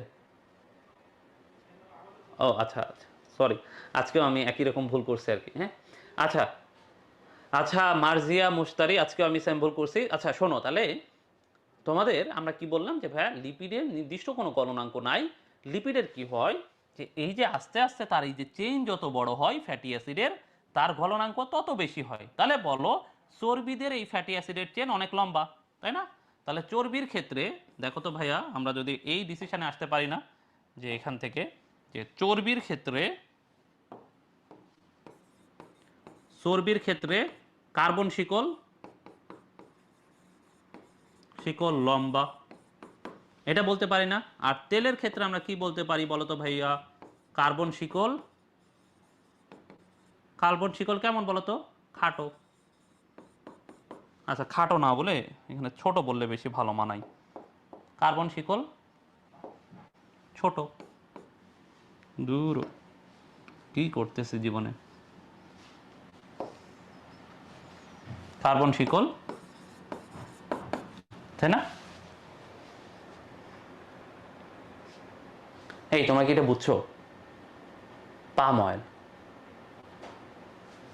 এই তোমরা কি এটা বুঝছো? তাহলে চর্বির ক্ষেত্রে বলো তো, চর্বির যেহেতু গলনাঙ্ক বেশি, আর গলনাঙ্কের সাথে আমরা কার সম্পর্ক বলছি? এই যে কার্বন শিকলের। তাহলে যার শিকল যত যত বড় হবে, তার গলনাঙ্ক তত বেশি হবে। এই কারণে সে নর্মাল এই যে 20-25 ডিগ্রি সেলসিয়াস তাপমাত্রায় কঠিন হয়ে থাকবে, ঠিক আছে? তাহলে চর্বিদের শিকল কি হবে? অনেক লম্বা। আর তেলদের কার্বনের শিকল হবে অনেক ছোট। এই মুমতাহিনা, তুমি কি বুঝতে পারছো নাকি বুঝো নাই বলো তো? তোমরা কি এই কথাটা বুঝতে পারছো? এই বুঝে গেছে, বুঝে গেছে। তাহলে আমরা কি বলছি? আমরা কি বলছি ভাইয়া? এই গলনাঙ্ক, লিপিডের ক্ষেত্রে গলনাঙ্ক স্ফুটনাঙ্কের একটা সম্পর্ক। গলনাঙ্ক মূলত, গলনাঙ্কের সাথে লিপিডের দুই ধরনের আমরা লিপিড পাই আর কি, দুইটা ক্যারেক্টারের। একটা কি ভাইয়া? তেল। আরেকটা কি ভাইয়া? চর্বি। এটা কোন তাপমাত্রায় আমরা ইয়ে করি আর তাদেরকে ডিফারেন্সিয়েট করি? 20 ডিগ্রি সেলসিয়াস তাপমাত্রায়। 20 ডিগ্রির ওপরে যারা কঠিন, 20 ডিগ্রিতে যারা কঠিন তারা হলো চর্বি, 20 ডিগ্রিতে যারা তরল তারা হলো তেল, ঠিক আছে? ওকে। এখন দেখো, তাহলে আমরা তেল চর্বির হিসাব আমরা এইভাবে বললাম, ওকে।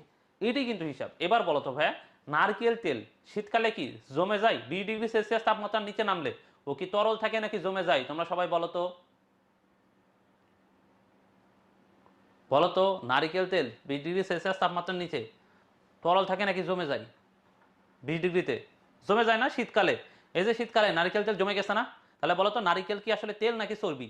আমরা রাসায়নিক ভাবে যদি বলি, ঠিক আছে, আমরা লিপিডের ভাষা থেকে যদি বলি, তাহলে বলো নারিকেল তেল কি তেল নাকি চর্বি? তাহলে আমরা আজকে থেকে কি বলবো? নারিকেল চর্বি, ঠিক আছে? তাহলে বাজারে যে বলবো, ভাইয়া আমাকে, ঠিক আছে, আমাকে ½ কেজি নারিকেল চর্বি দেন তো। তাহলে আজকে থেকে আমরা নারিকেল তেল বলবো না, ঠিক আছে? ও কিন্তু লিপিডের ক্লাসিফিকেশনের মধ্যে ঢুকাইলে নারিকেল তেল চর্বির মধ্যে পড়বে, তেলের মধ্যে পড়বে না। আবার আরেকটা জানো, পাম, পাম অয়েল, পাম তেল, যেটা সয়াবিন তেলের মতো কাজ করে, হ্যাঁ। এই যে মালয়েশিয়ার দিকে, আমাদের বাংলাদেশ থেকে অনেক মানুষ মালয়েশিয়া যায় না? যায় কিন্তু, হ্যাঁ, প্রবাসী হিসেবে যায় না? মালয়েশিয়াতে কিন্তু এই যে পাম তেলের বিশাল বিশাল ব্যাপার স্যাপার আছে আর কি, হ্যাঁ। ওই দেশে খুবই পাম চাষ হয় অনেক বেশি, এবং পাম তেল হয়। আর পাম তেলের কাহিনী কি জানো? এই পাম তেলও, এই পাম তেলও 20 ডিগ্রি সেলসিয়াস তাপমাত্রায় নিয়ে আসলে জমে যাবে। তাহলে বলো তো, পাম তেল কি পাম তেল হবে নাকি চর্বি হবে?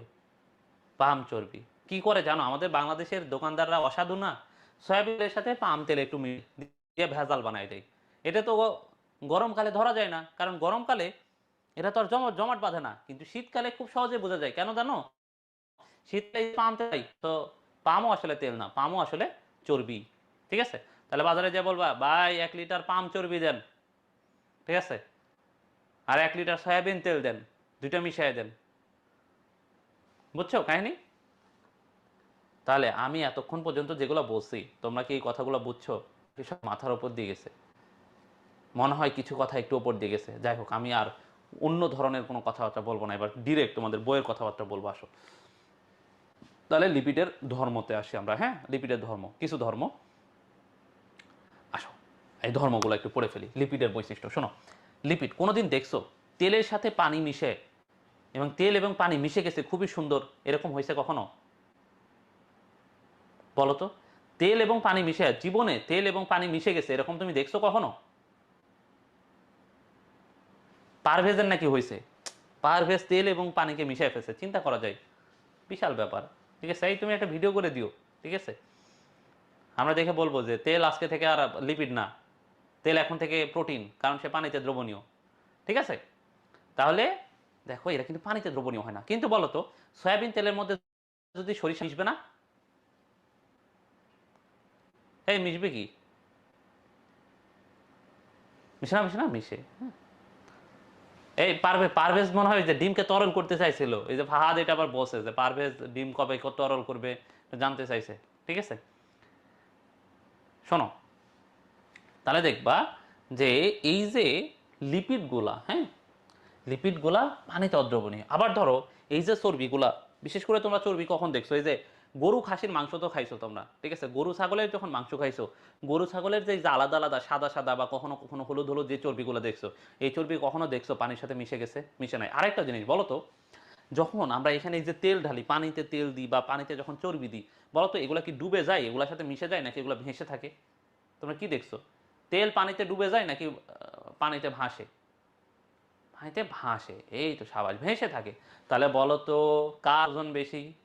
তেলের ওজন বেশি, চর্বির ওজন বেশি, লিপিডের ওজন বেশি, নাকি পানির ওজন বেশি? বলো কে ভারী বলো? পানি ভারী, তাই না? আর চর্বি হালকা, পানির চেয়ে হালকা জন্য সে পানির ওপর ভেসে থাকে। চর্বি যদি পানির চেয়ে ভারী হইতো তাহলে চর্বি নিচে ডুবে যাইতো, পানি ওপরে ভাসতো, তাই না? তাহলে চর্বি বা লিপিড জাতীয় পদার্থ পানির সাথে মেশে না, প্লাস এরা কি পানির ওপরে ভেসে থাকে, কারণ সে পানির চেয়ে হালকা। বোঝা গেছে এই কয়টা কথা? তাহলে দেখো লিপিড, খেয়াল করে দেখো, এখানে লিপিড হচ্ছে পানিতে দ্রবণীয় না। তাহলে ভাইয়া লিপিড, হ্যাঁ ভালো কথা, লিপিড পানিতে দ্রবণীয় না। তাহলে দেখো লিপিড পানিতে অদ্রবণীয়। তাহলে লিপিড কোথায় দ্রবণীয়? দেখো তোমরা জৈব যৌগে যেগুলা পড়বা, কিছু জৈব যৌগ তো তোমরা পড়ছো 9-10 কেমিস্ট্রিতে, আরো কিছু জৈব যৌগ তো তোমরা সামনে পড়বা। ঠিক ঠিক আছে, তোমাদের একটা চ্যাপ্টারই আছে, ওই জৈব যৌগে যত জৈব দ্রাবক পাবা, ঠিক আছে, অপোলার যত পাবা, এই যে ether, alcohol, benzene, chloroform, acetone, ঠিক আছে, পেট্রোলিয়াম, ঠিক আছে, যত ধরনের পেট্রোলিয়াম পাবা, এই যে সয়াবিন তেল বলো, কেরোসিন তেল বলো, ডিজেল বলো, অকটেন বলো, সবগুলোর সাথে দেখবা যে তেল তেল মিশে গেছে। ঠিক আছে, তেল তেল দেখবা সব সব জায়গায় মিশে গেছে। তাহলে লিপিড পানিতে অদ্রবণীয়, কিন্তু কোথায় দ্রবণীয়? যত জৈব দ্রাবক আছে, ঠিক আছে, জৈব দ্রাবক কারা আছে? Ether, alcohol, chloroform, acetone, petroleum, এগুলাতে দ্রবণীয়।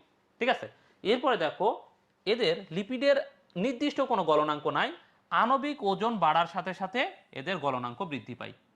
ঠিক আছে, তাহলে দেখো লিপিডের আমরা কি বলছি, নির্দিষ্ট কোনো গলনাঙ্ক নাই, আণবিক ওজন বাড়ার সাথে সাথে এদের গলনাঙ্ক বেড়ে যায়। লিপিডের আরেকটা গুরুত্বপূর্ণ বৈশিষ্ট্য হচ্ছে, লিপিড শনাক্তকরণ করে কি দিয়ে জানো? আমরা কার্বোহাইড্রেট শনাক্তকরণের জন্য ওই যে বেনেডিক্ট দ্রবণ পড়ছিলাম, মনে আছে? বেনেডিক্ট দ্রবণ, ফেলিং দ্রবণ পড়ছি না? পড়ছি না বেনেডিক্ট দ্রবণ, ফেল। ঠিক একই রকম ভাবে লিপিড শনাক্তকরণ করা হয় সুদান 3 দ্রবণ দিয়ে। কি দিয়ে, কি দিয়ে ভাইয়া? সুদান 3। এখন তোমাদের মনে হচ্ছে ভাই এই জিনিসটা কি? শোনো, সুদান 3 হচ্ছে একটা দ্রাবক, সুদান 3 হচ্ছে একটা দ্রাবক। এর মধ্যে এদের সাধারণত কোনো রং, দ্রাবক, যে দ্রাবক কি ভাইয়া? বর্ণহীন। যে দ্রাবক কি ভাইয়া? বর্ণহীন। তাহলে সুদান 3 হচ্ছে একটা দ্রাবক, যে দ্রাবক বর্ণহীন। এটার সাথে যখন লিপিড মেশানো হয়, লিপিডের সাথে তারা মিশে লাল বর্ণ ধারণ করে, তখনই বোঝা যায় যে এর মধ্যে লিপিড আছে। তাহলে আমরা সুদান 3 ভেতরে যেটা ঢুকাইছি, যেটা মিশাইছি, সেটা হলো লিপিড। তাহলে লিপিড আমরা শনাক্ত করি কি দিয়ে ভাইয়া? সুদান 3 দিয়ে। কি দিয়ে, কি দিয়ে ভাইয়া? সুদান 3। ঠিক আছে, এরপর আসো লিপিডের আমরা আরো কিছু বৈশিষ্ট্য বই থেকে দেখে ফেলি। হ্যাঁ, তোমাদের তো কোনো কিছুই পড়ানো বাকি রাখা যাবে না, তাই না? তাহলে আমরা সবগুলোই পড়ে ফেলবো। আসো আমরা হচ্ছে একটু লিপিড দেখি, তোমাদেরকে দেখ লিপিডের কিছু বৈশিষ্ট্য। তাহলে শোনো, লিপিডের কাজ এখন পড়ার দরকার নাই, পুরো লিপিড পড়ে ফেলার পর দেখবো যে এই কাজ অটোমেটিক পড়া হয়ে গেছে। তাহলে আসো লিপিডের বৈশিষ্ট্য এই যে দেখো।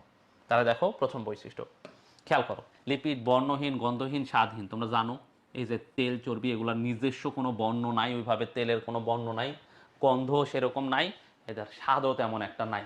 এরা যখন অন্য কিছুর সাথে যুক্ত হয় তখন এদের সাথে কি হয়, টেস্ট যুক্ত হয়, কিন্তু তাদের নিজস্ব অ্যাডেড কোনো স্বাদ, তারা নিজে নিজে খাইতে মিষ্টি লাগতেছে এরকম নাই, ঠিক আছে? গন্ধ আছে, তো গন্ধ আসলে লিপিডের গন্ধ না, ওই যে বিভিন্ন জিনিসপত্র এটার সাথে যুক্ত থাকে এই কারণে গন্ধ লাগে। তাই দেখো লিপিড পানিতে অদ্রবণীয়, এটাও আমরা জানি। এরা ইথার, অ্যালকোহল, বেনজিন, ক্লোরোফর্ম এগুলাতে দ্রবণীয়, এটা আমরা জানি। আবার দেখো ফ্যাটি অ্যাসিডের অ্যাস্টার হিসাবে থাকে, এটা তো আমরা এখন খুবই ভালো পারার কথা, অ্যাস্টার এই কথা তো এখন আমাদের সাথে খুবই বেশি পরিচিত হয়ে গেছে। এরপর দেখো লিপিড পানির চেয়ে হালকা, তাই পানিতে ভাসে, এটাও তোমরা জানো, সবাই দেখছো।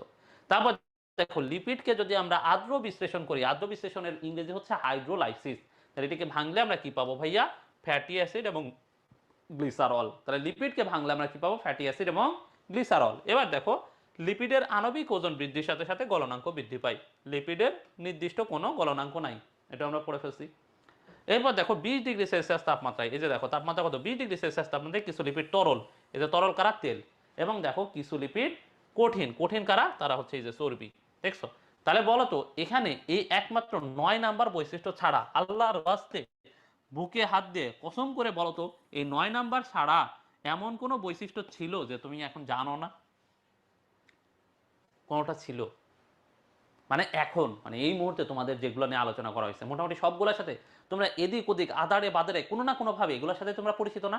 ঠিক আছে, এগুলো কিন্তু তোমরা পরিচিত আর কি। হ্যাঁ, তাহলে এখানে একটাই ঝামেলা হচ্ছে এই যে লিপিডের সাথে এরা এই যে সুদানথি দ্রবণ যোগ করলে কি বর্ণ হয়, লাল বর্ণ, এইটা তোমরা জানো না, ঠিক আছে? এইটা তোমাকে মুখস্থ করতে হবে। বাকিগুলো দেখো তোমরা, এই যে তোমাদের লিপিড নিয়ে যে ওই যে বেসিক কথাবার্তা, এই কথাবার্তাগুলো যদি তোমাদের মাথায় ঢুকে যায় তাহলে এটা তোমরা অটোমেটিক পারবা। ওকে, তাহলে এইটা গেল লিপিডের বৈশিষ্ট্য। লিপিডের কাজ এখন আমরা পড়বো না, লিপিডের গঠন, ওই যে লিপিডের গঠন আমরা পড়ছি একটু আগে, তাই না?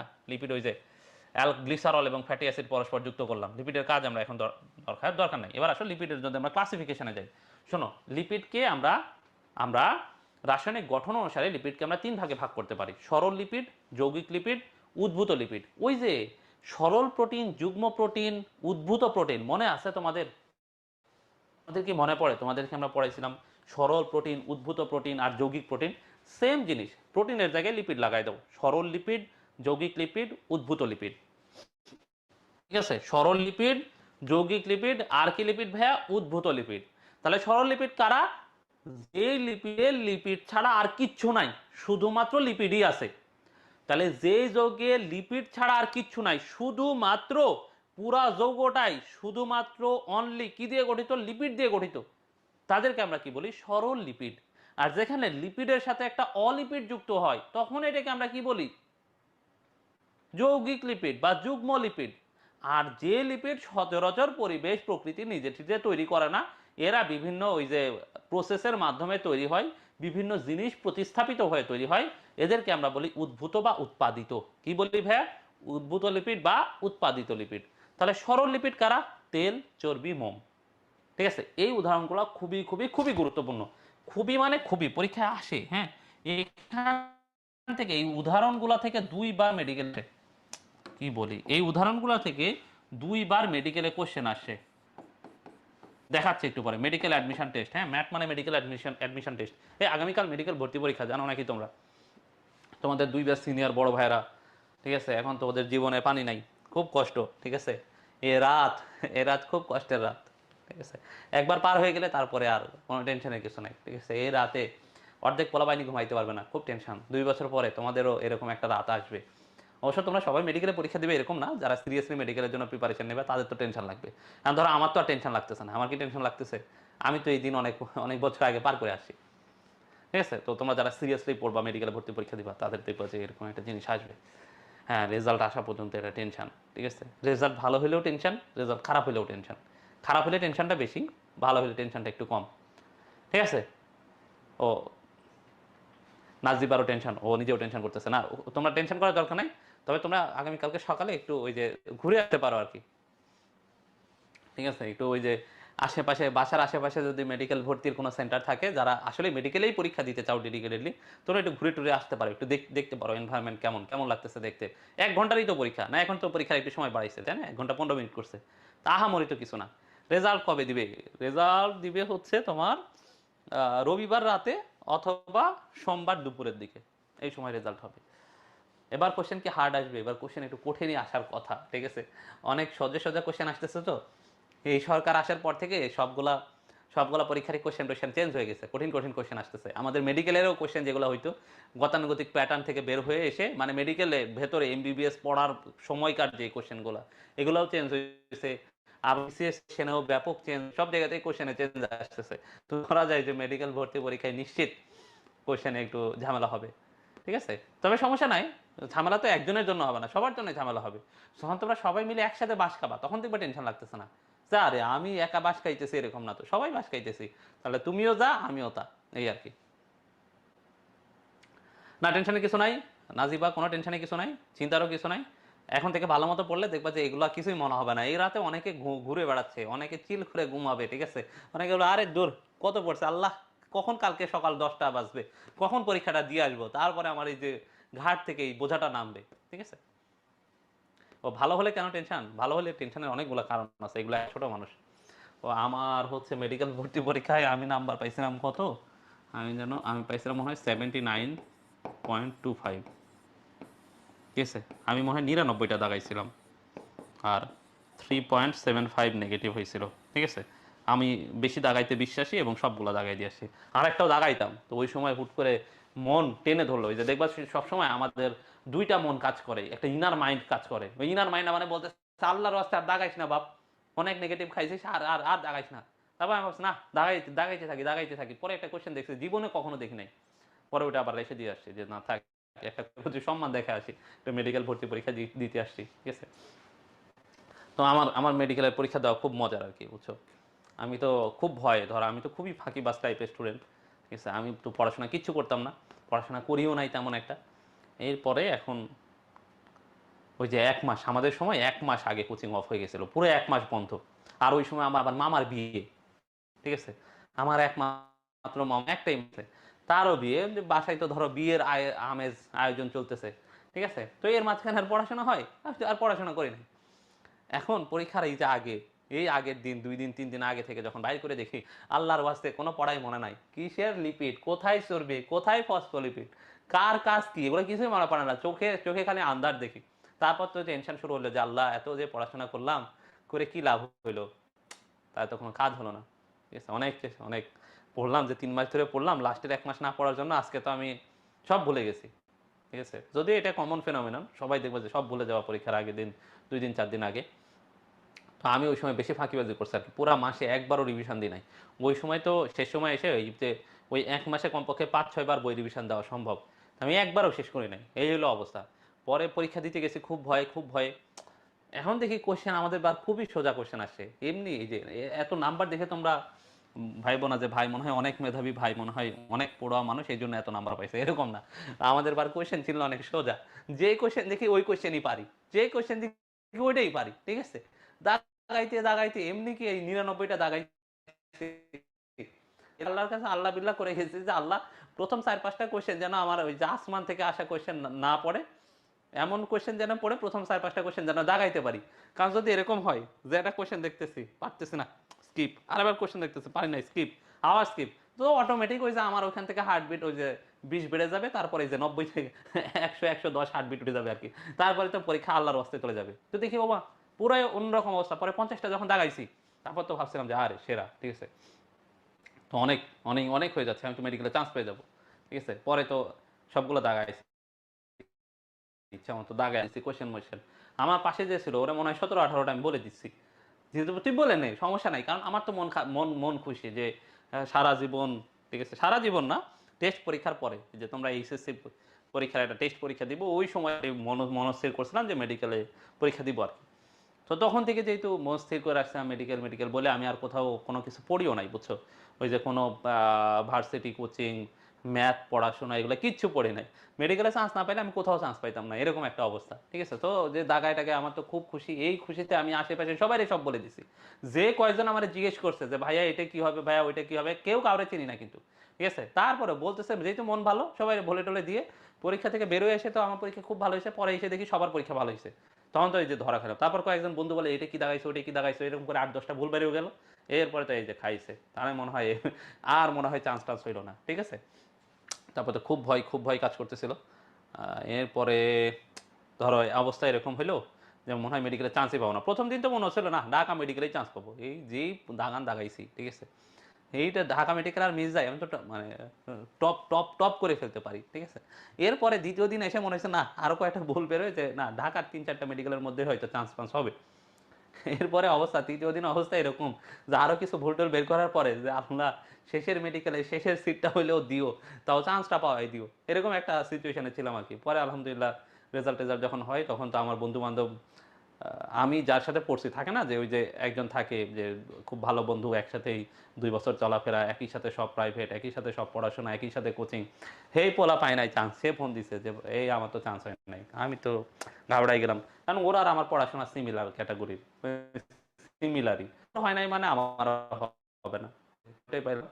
তারপরে এক বন্ধুরে রোল নাম্বার দিচ্ছে যে একটু বন্ধু দেখে দাও তো, পর তো এই ওই সেই কাহিনী আর কি। হ্যাঁ, ভালো ওই দিনগুলো, ভালো, খুবই এক্সাইটিং একটা ব্যাপার আর কি। কত ব্যাচ, আমি 17-18 সেশনের, বুঝছো, অনেক আগে, তোমাদের অনেক বড়।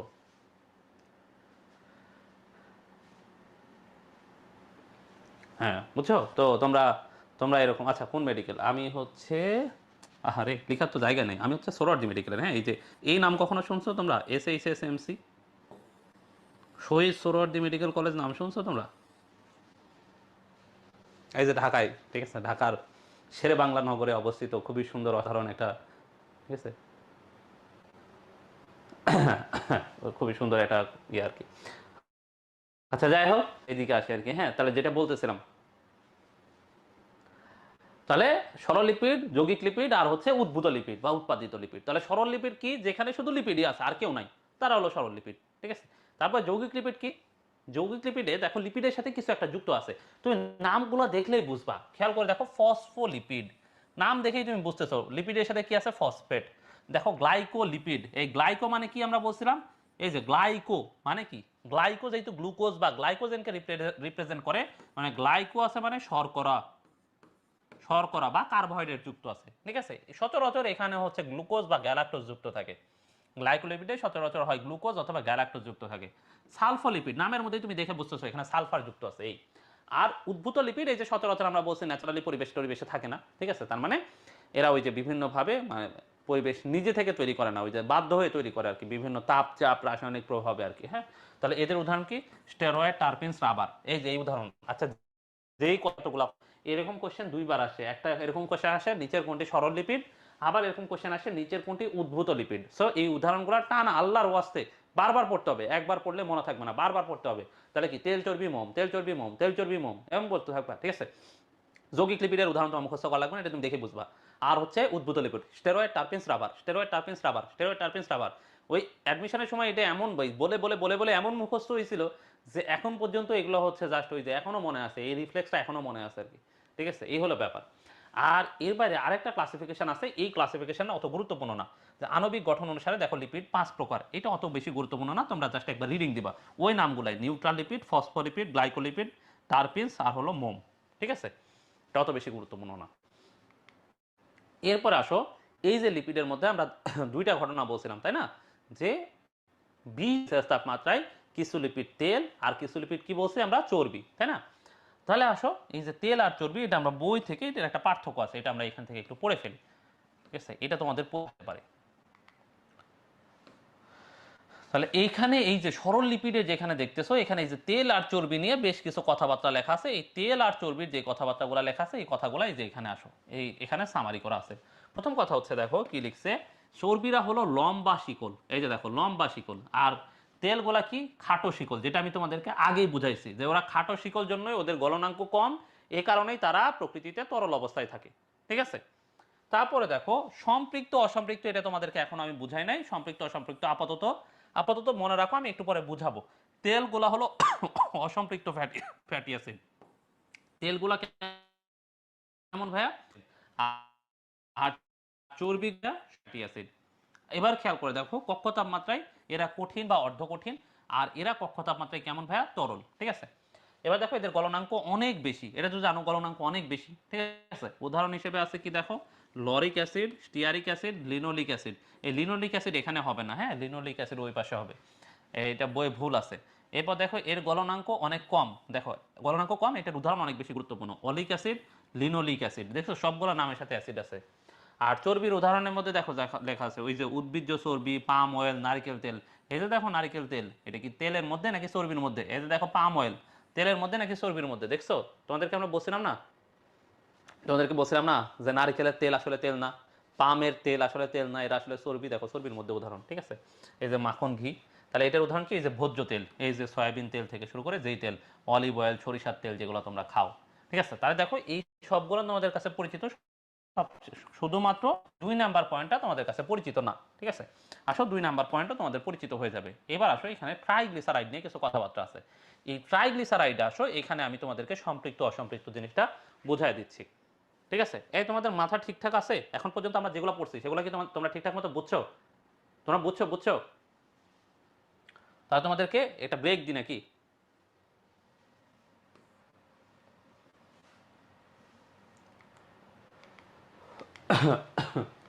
তাহলে আমরা এসে ট্রাইগ্লিসারাইড থেকে শুরু করব।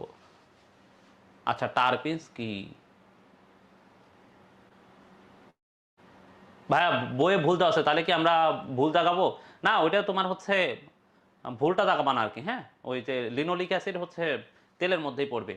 টারপিনস, ঠিক আছে, এই টারপিন তেল আছে, দাঁড়াও, টারপিন তোমাদেরকে একটু পরে দেখাবো, সাইদা আছে পরীক্ষায়, মানে আমাদের বইয়ে আছে, আজকের আলোচনার মধ্যে আছে।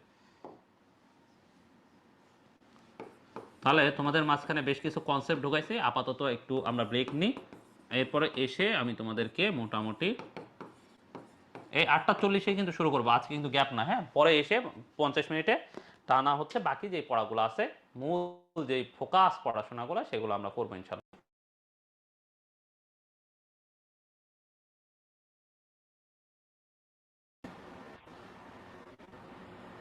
আমাদের হামজা একটা কোশ্চেন করেছে যে মেসি নাকি আহারে, মেসি নাকি রোনালদো। ঠিক আছে, যাই হোক, এটা নিয়ে আমরা ওইদিকে না যাই। আমরা যেটা যাব সেটা হচ্ছে লাবিবার একটা সুন্দর কোশ্চেন আছে, সে ধরেন এতদিন খুব ভালো মতো পড়ি নাই, তাহলে এখন থেকে সিরিয়াস হলে কি চান্স পাবো? আল্লাহ, শোনো, তুমি যদি টেস্ট পরীক্ষার পরেও সিরিয়াস হও, তাও তুমি চান্স পাবা। এই কথা এখন বলা উচিত হবে না, তাহলে তোমরা পড়বা না। আরে ভাইয়া বলছে টেস্ট পরীক্ষার পরে সিরিয়াস হলেই হবে। ঠিক আছে, তোমার সিরিয়াস হওয়ার, শোনা, শুরু করার কোনো টাইম নাই। ঠিক আছে, যে এই যে আজকে শুরু করব, কালকে শুরু করব, এরকম চিন্তা করলে হবে না। ঠিক আছে, তুমি যেদিন থেকে শুরু করবা ওই দিন থেকে ভালো মতো শুরু করলে হবে। তোমার তো মাত্র কয় মাস গেছে, কয়টা চ্যাপ্টার পড়া হয়েছে? জাস্ট 2 দিন, জাস্ট 2টা সপ্তাহ, আল্লাহর ওয়াস্তে 2টা সপ্তাহ একটু রেগুলার পড়ে দেখো, তোমার যতগুলা গ্যাপ পড়ছে সব পড়া শেষ হয়ে যাবে। কিন্তু এই গ্যাপগুলো অনেক বেশি করিও না, তাহলে দেখবা যে আস্তে আস্তে এই গ্যাপ জমতে জমতে অনেক বেশি জমে যাবে। এরপরে দেখবা আল্লাহর ওয়াস্তে যে সব চোখে সরষা ফুল দেখবা। তখনও তুমি শেষ করতে পারবা, কিন্তু তোমার ওপর অনেক এক্সেসিভ চাপ পড়ে যাবে। অত এক্সেসিভ চাপ দেওয়ার কি দরকার? যেহেতু তুমি ওই যে আমি গতদিন বলছি না যে দুনিয়ার জীবনে যদি তুমি ভালো থাকতে চাও, সম্মানের সাথে বাঁচতে চাও, তাহলে তোমার ইন্টারমিডিয়েটের এই দুইটা বছর, 2 বছরও নাই, তোমাদের প্রায় 1.5 বছরের মতো, তো 1.5 বছর খুব খুব খুব কাজে লাগাইতে হবে আর কি। ঠিক আছে, পড়াশোনা করো, দিন বা দিনে পড়াশোনা করো। এখন তোমাদের ওই যে একটা কথা আমি মজার মজার ছলে একটা বললাম না যে আমি লাস্টে 1 মাসে একবারও রিভিশন দিই নাই, কথা কিন্তু সত্য। তারপরে আমি চান্স পেয়ে গেছি। এখন তোমাদের মনে হচ্ছে না যে ভাই আপনি কি এত বেশি মেধাবী যে আপনি এরপরেও চান্স পেয়ে গেছেন? এরকম না তো, হ্যাঁ।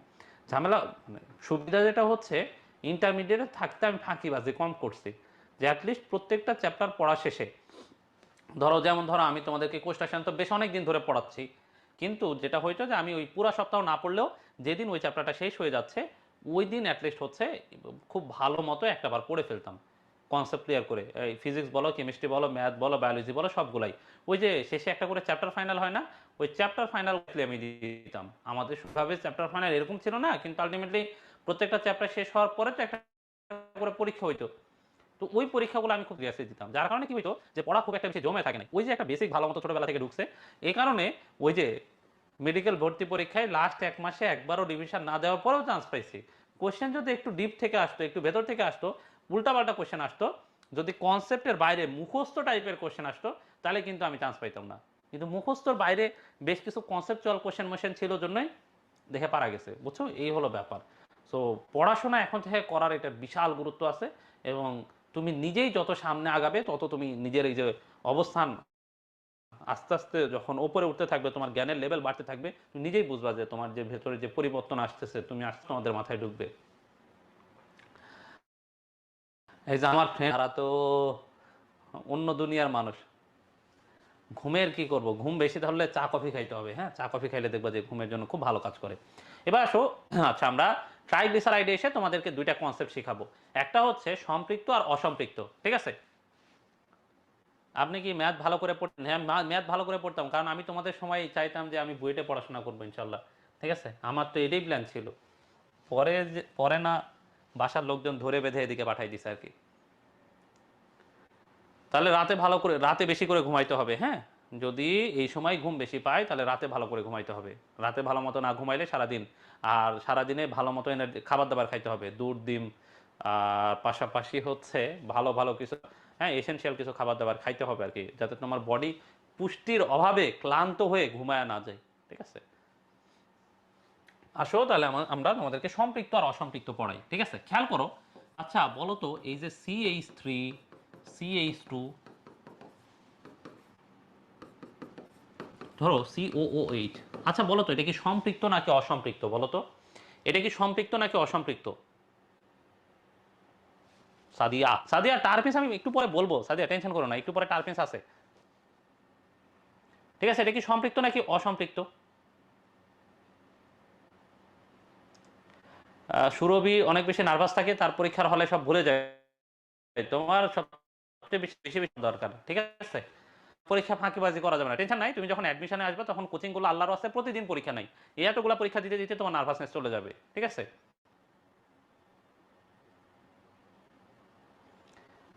তাহলে আসো দেখো, এখানে খেয়াল করে দেখো, এখানে কার্বন কার্বন সবগুলো একটা একটা করে বন্ধন আছে, তাই না? তাহলে যখন কোনো কার্বনে কার্বন দ্বিবন্ধন থাকে না, যখন কার্বন কার্বন দ্বিবন্ধন থাকে না, তখন আমরা এটাকে কি বলি বলতো ভাইয়া? সম্পৃক্ত। কি বলি? সম্পৃক্ত। সম্পৃক্ত ইংরেজি হচ্ছে স্যাচুরেটেড। স্যাচুরেটেড, ঠিক আছে। আর খেয়াল করে দেখো, যখন এরকম হবে CH3 ডাবল বন্ড CH, ঠিক আছে, CH3 সাথে ডাবল বন্ড হবে না, CH3 CH,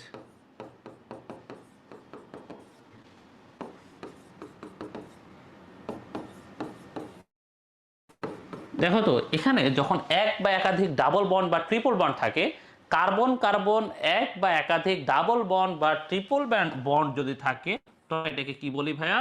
সম্পৃক্ত নাকি অসম্পৃক্ত? তখন আমরা এটাকে বলি অসম্পৃক্ত। অসম্পৃক্ত বা আনস্যাচুরেটেড। তাহলে এই যে দেখো, এটাকে আমরা স্যাচুরেটেড আনস্যাচুরেটেড, সম্পৃক্ত অসম্পৃক্ত, এই দুইটা জিনিস কি বুঝছো তোমরা?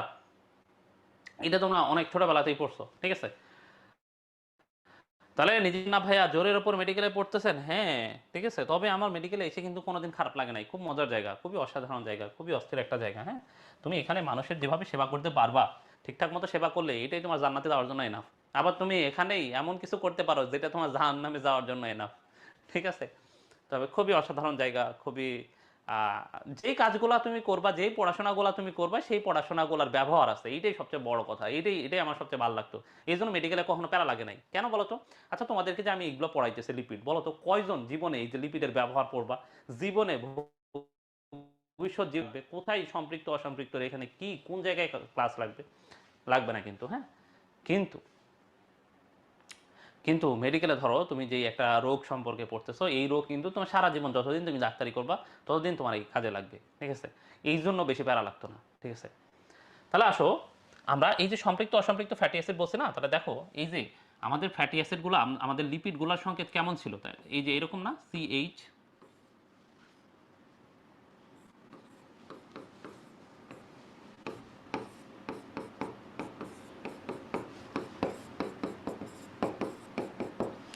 এই যে দেখো, হ্যাঁ, এখানে কার্বন কার্বন কার্বন,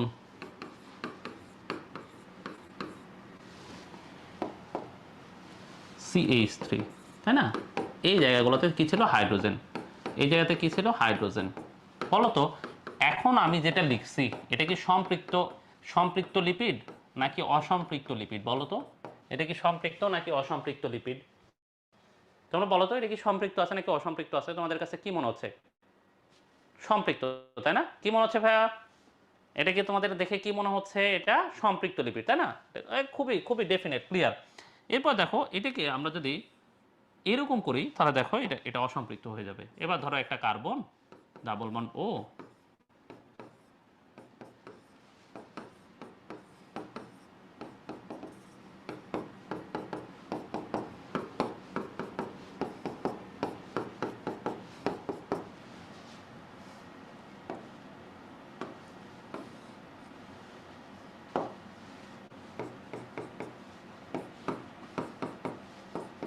এই যে দেখো তো এটা কি এখন আর সম্পৃক্ত আছে নাকি অসম্পৃক্ত হয়ে গেছে বলো তো? এই যে এখানে দেখো কার্বন কার্বন, এই যে এই জায়গাটাতে খেয়াল করো, কার্বন কার্বন একটা বন্ড আছে নাকি ডাবল বন্ড আছে? ডাবল বন্ড আছে। তাহলে এটা কি হয়ে গেল? এখন দেখো এটা এটা এটা এখন কেমন অ্যাসিড? অসম্পৃক্ত ফ্যাট, তাই না? তাহলে এটা এটা এখন কেমন ফ্যাট? Unsaturated fat. কি ফ্যাট ভাইয়া? Unsaturated fat. কি ফ্যাট? আনস্যাচুরেটেড ফ্যাট না? হ্যাঁ। তাহলে এটা এখন কি ফ্যাট হয়ে গেছে ভাইয়া? Unsaturated fat. ঠিক আছে? তাহলে তোমরা স্যাচুরেটেড আনস্যাচুরেটেড ফ্যাটটা বুঝছো? এর মধ্যে কে ভালো জানো? এই স্যাচুরেটেডটা ভালো। এই আনস্যাচুরেটেড ফ্যাটটা ভালো, আমাদের বডির জন্য উপকারী। আর খারাপ কে জানো? স্যাচুরেটেড। স্যাচুরেটেড ফ্যাটটা খারাপ। ঠিক আছে? এরা আমাদের দেহের বিভিন্ন জায়গায় জমা যায়। ঠিক আছে? এরা ওই যে আমরা বললাম না আমাদের রক্তনালীগুলাতে চর্বি জমে রক্তনালীর পথ সরু করে দেয়। এই রক্তনালীগুলাতে জমে থাকে কারা জানো? এই স্যাচুরেটেডগুলা। কারণ স্যাচুরেটেডগুলা খুব টাইটলি পরস্পর যুক্ত হয়ে থাকে। ঠিক আছে? এই স্যাচুরেটেডগুলাকে সহজে ভাঙা যায় না। আর আনস্যাচুরেটেডগুলা বেশি জায়গা নেয় এবং এদেরকে সহজে ভেঙে ফেলা যায়। আনস্যাচুরেটেডগুলা খুব ইজিলি বন্ধন তৈরি করে ভেঙে যায় এবং এরা ভেঙে শক্তি তৈরি করে। কিন্তু স্যাচুরেটেডগুলা এমন বদের বদ, ঠিক আছে, এগুলা ভাঙে না, খুব সহজে ভাঙে না, এদেরকে ভাঙা খুব কঠিন। ঠিক আছে? তাহলে স্যাচুরেটেডগুলো পরস্পর, ঠিক আছে, একসাথে একদম পুরা খুব কঠিনভাবে পরস্পর সব ফ্যাটগুলো একসাথে যুক্ত হয়ে থাকে। সো এদেরকে সরানো যায় না। বুঝে গেছে? সো যখন এরা কি হয় আমাদের এই রক্তনালীতে গুলাতে এই স্যাচুরেটেড ফ্যাটগুলো জমা হয় তখন এগুলো আর সরেও না, আস্তে আস্তে এই যে রক্তনালীর পথটা শুরু হয়ে যায় এবং আমাদের এই যে এই অবস্থাকে বলা হয়, ঠিক আছে, এই অবস্থাকে বলা হয় আর্টারিওস্ক্লেরোসিস। ঠিক আছে? এর ফলে এই যে আমাদের আস্তে আস্তে এখান থেকে রোগ বালাই তৈরি হয়। বুঝে গেছে? তাহলে তোমরা স্যাচুরেটেড আনস্যাচুরেটেড এই দুইটা জিনিস কি বুঝছো ভাইয়া? ঠিক আছে? স্যাচুরেটেড গুলার এক্সাম্পল কি শোনো, সব চর্বিগুলাই হলো স্যাচুরেটেড। স্যাচুরেটেড খারাপ, এই চর্বিগুলা হলো স্যাচুরেটেড চর্বিগুলা। আর আনস্যাচুরেটেড তেলগুলা হলো আনস্যাচুরেটেড, তেলগুলা হলো আনস্যাচুরেটেড। ঠিক আছে? তেলগুলা কি ভাইয়া? তেলগুলা হচ্ছে আনস্যাচুরেটেড। বুঝা গেছে? এবার আসো এইখানে একটা জিনিস খেয়াল করে দেখো, যখন আমরা কার্বন কার্বন ডাবল বন্ড দিচ্ছি, খেয়াল করো তো ভাইয়া, এখানে যখন আমরা কার্বন কার্বন ডাবল বন্ড দিচ্ছি, হ্যাঁ, ধরো এই পাশ থেকে একটা কার্বন আসে, ডাবল বন্ড কার্বন।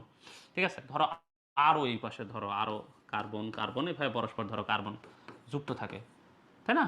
এইভাবে ধরো এখানে CH3 আর এই পাশে ধরো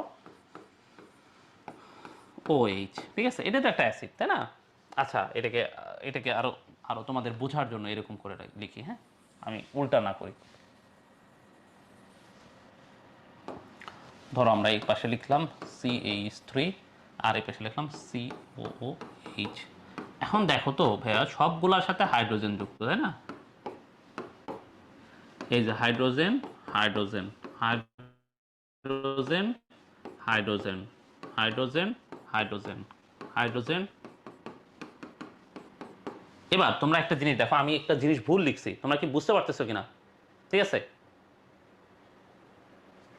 বলো তো আমি একটা জিনিস ভুল লিখছি, কোথায় ভুল লিখছি? এই যে এই জায়গাটা খেয়াল করে দেখো, এই জায়গাতে দেখো একটা করে কার্বনের আমি 5টা করে হাত বানাই দিছি। কার্বনের আমি কয়টা হাত বানাইছি দেখো? 5টা। এই যে এই কার্বনের দেখো 5টা হাত, 1 2 3, এখানে 2টা, 5টা। তাহলে এটা কি ঠিক হবে? হবে না, তাই না ভাই? তাহলে এখানে কি হবে দেখো, এই যে এই জিনিসটা যদি বাদ দিই, এখন দেখো এটা কিন্তু ঠিক আছে। এখন দেখো এটা ঠিক আছে কিভাবে? দেখো এই কার্বনের হাত গুনে দেখো 4টা। এই কার্বনের খেয়াল করে দেখো ভাইয়া, এই কার্বনের তুমি যদি হাত গুনতে যাও, এই যে খেয়াল করো এই কার্বনের দেখো এই পাশে 2টা হাত আছে, এই যে এই পাশে 2টা হাত আছে, এই যে এই পাশে একটা হাত আছে, ওপরে একটা হাত আছে, এই যে এখানে একটা হাত আছে। তাহলে টোটাল হাত আছে কয়টা ভাইয়া? 4টা। কয়টা কয়টা কয়টা? 4টে। কয়টা হাত ভাইয়া? 4টা হাত, ঠিক আছে। এখন দেখো তো এই যে সম্পৃক্ত কার্বনে এই জায়গাতে দেখো এই যে হাইড্রোজেন দুইটার অবস্থান, বলো তো হাইড্রোজেন দুইটা কি সেম সাইডে আছে নাকি বিপরীত সাইডে আছে?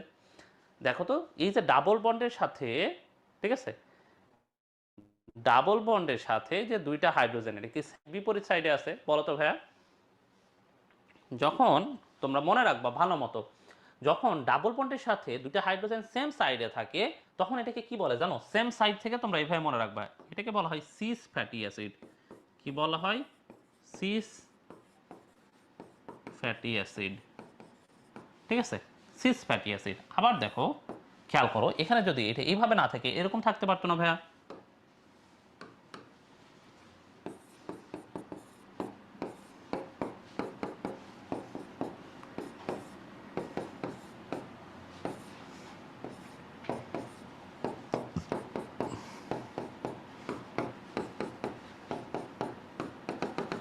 ধরো COOH, হ্যাঁ। এখন দেখো এই পাশে একটা হাইড্রোজেন এই পাশে একটা হাইড্রোজেন এরকম হইতে পারতো কিনা? দেখো আমরা যদি এরকম করি, এটাকে এরকম না করে ধরো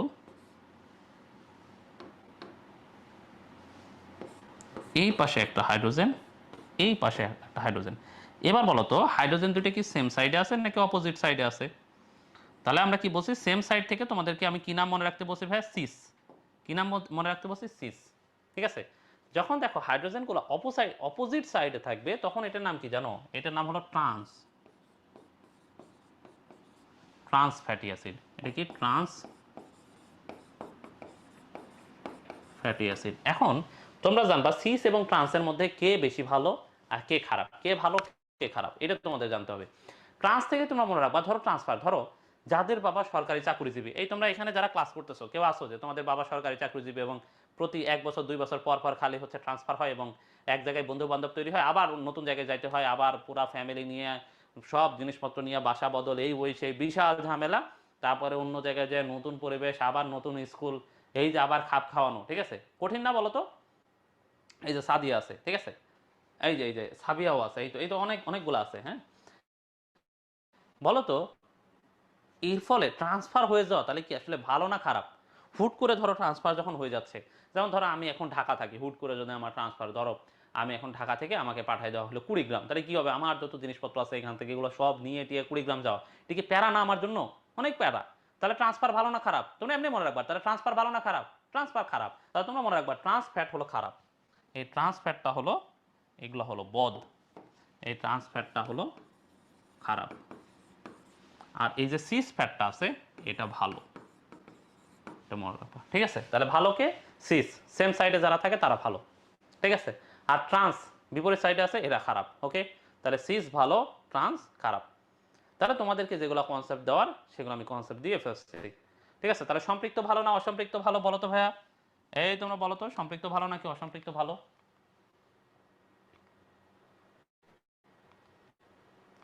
কে ভালো, সম্পৃক্ত নাকি অসম্পৃক্ত?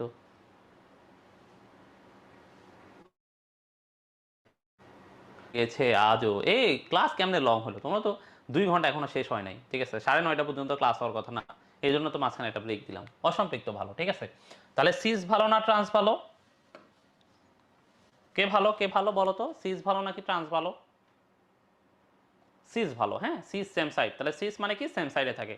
এই কথাগুলো এখন এইখানে আছে, এইটা তোমাদেরকে আমি একটু দেখাই।